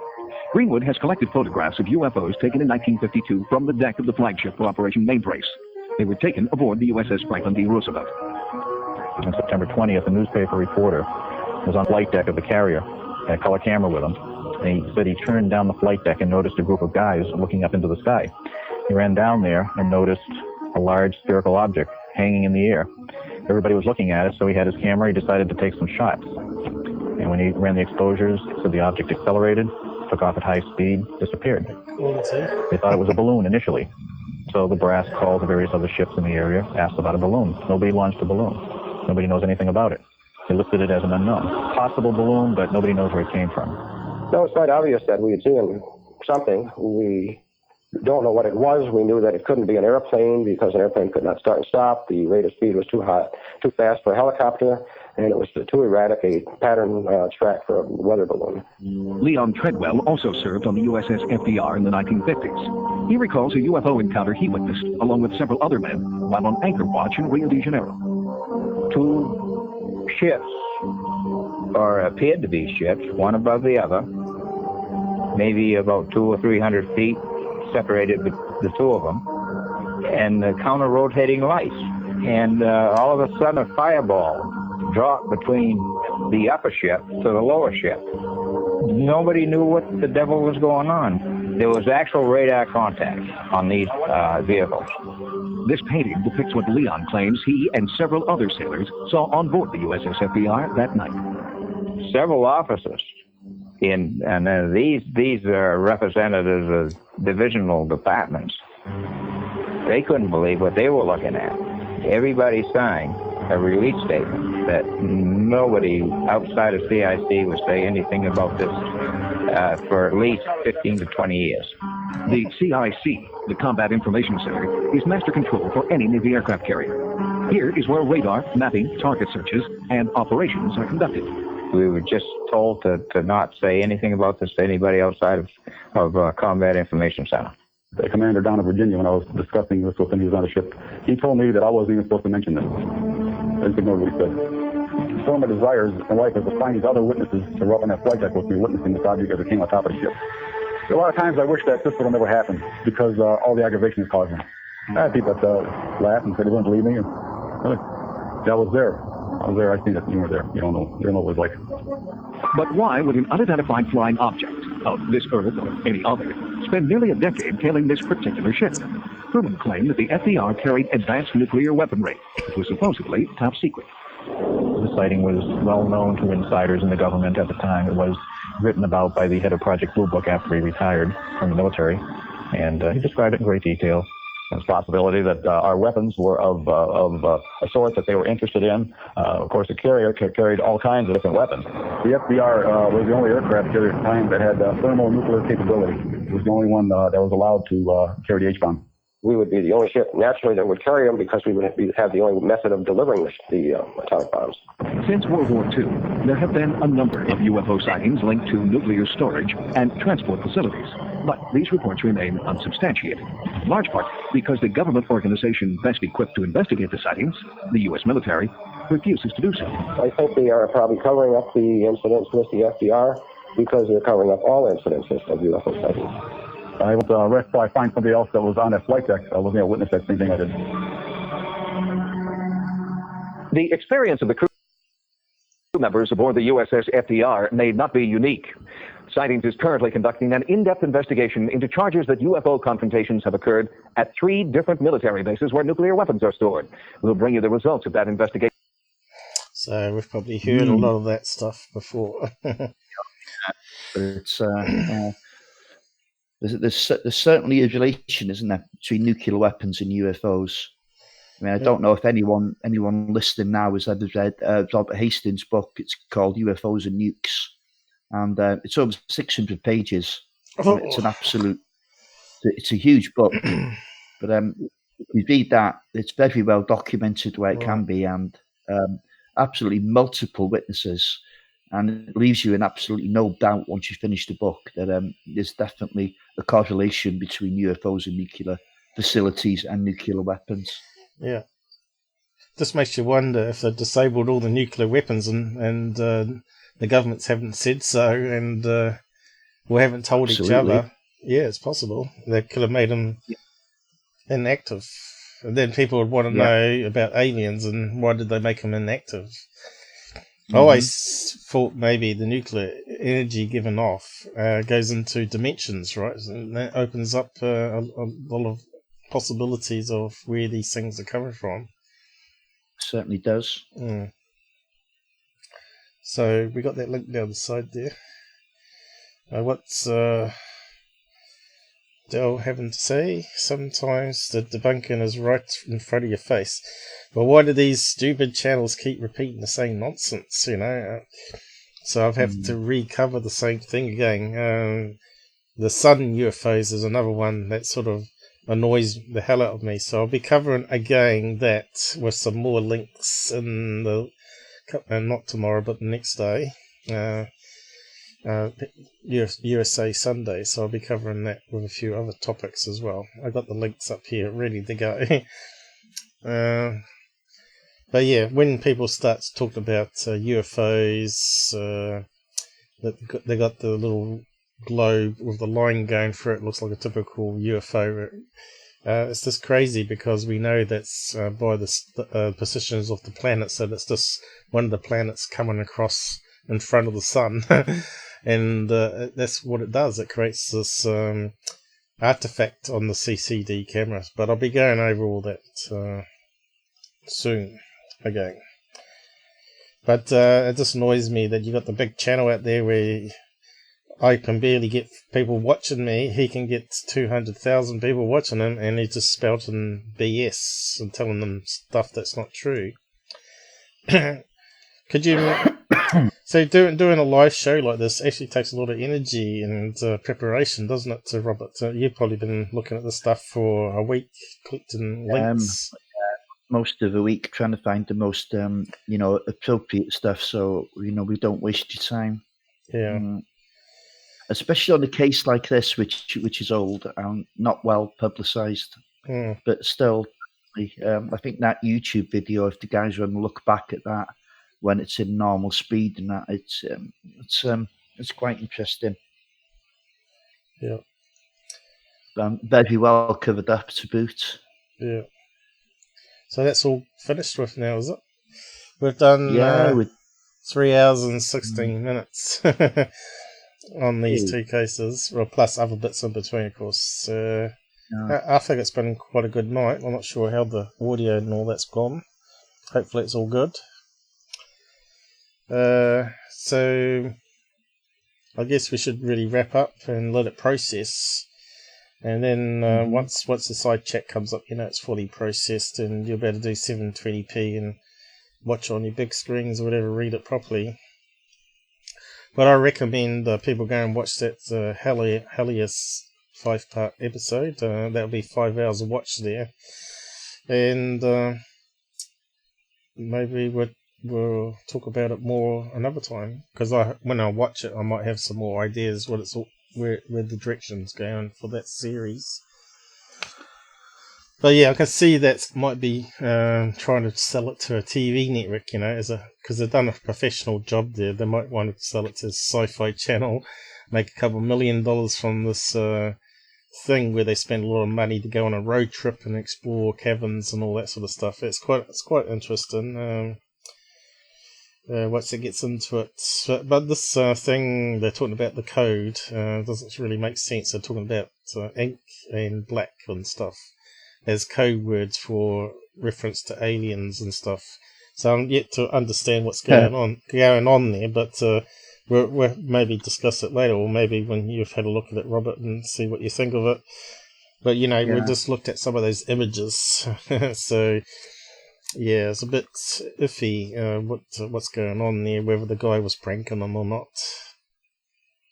But they do go and interview other people, and they get other eyewitness statements about Bigfoot and the Mothman and all that sort of stuff. So there is some other interesting bits in that series anyway. So yeah, I suppose we should probably wrap up now, and thank everybody for joining us. Can only get better, not worse, hopefully, until we can, maybe this software here, I'm not sure what's going on with it, but the sound is always perfect, well, mostly perfect. but the video keeps dropping out. And it's kind of strange that it would do that. I wonder if I can reload it here. Probably can. It doesn't matter. So yeah, thanks guys, and I'll just end up the end credits here. And I'll catch you in a couple of days. Well, I have tomorrow off, which is now, and Monday lunchtime. Hopefully, maybe Robert will join us. I don't know, but we'll have a look at some stuff, obviously, and I'll just switch views, and people will say goodnight on the side, no doubt. There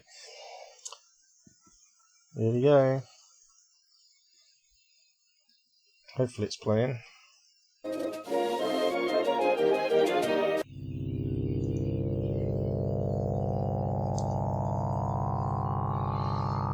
And if you're on Discord, you can probably come and talk to us on the after show. I think Robert's on there at the moment.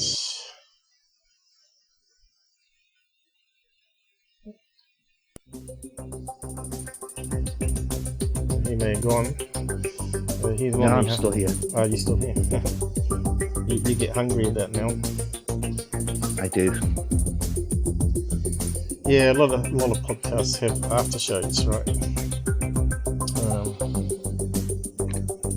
Often they charge it through Patreon, but we don't. If people can just come on, talk to us on Discord while it's processing.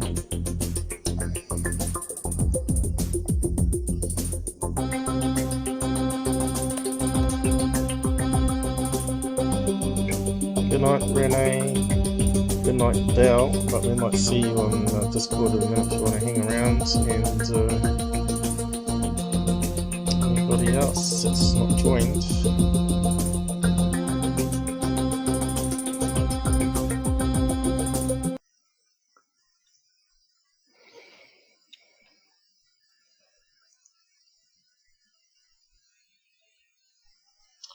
Google's always like 30 seconds behind.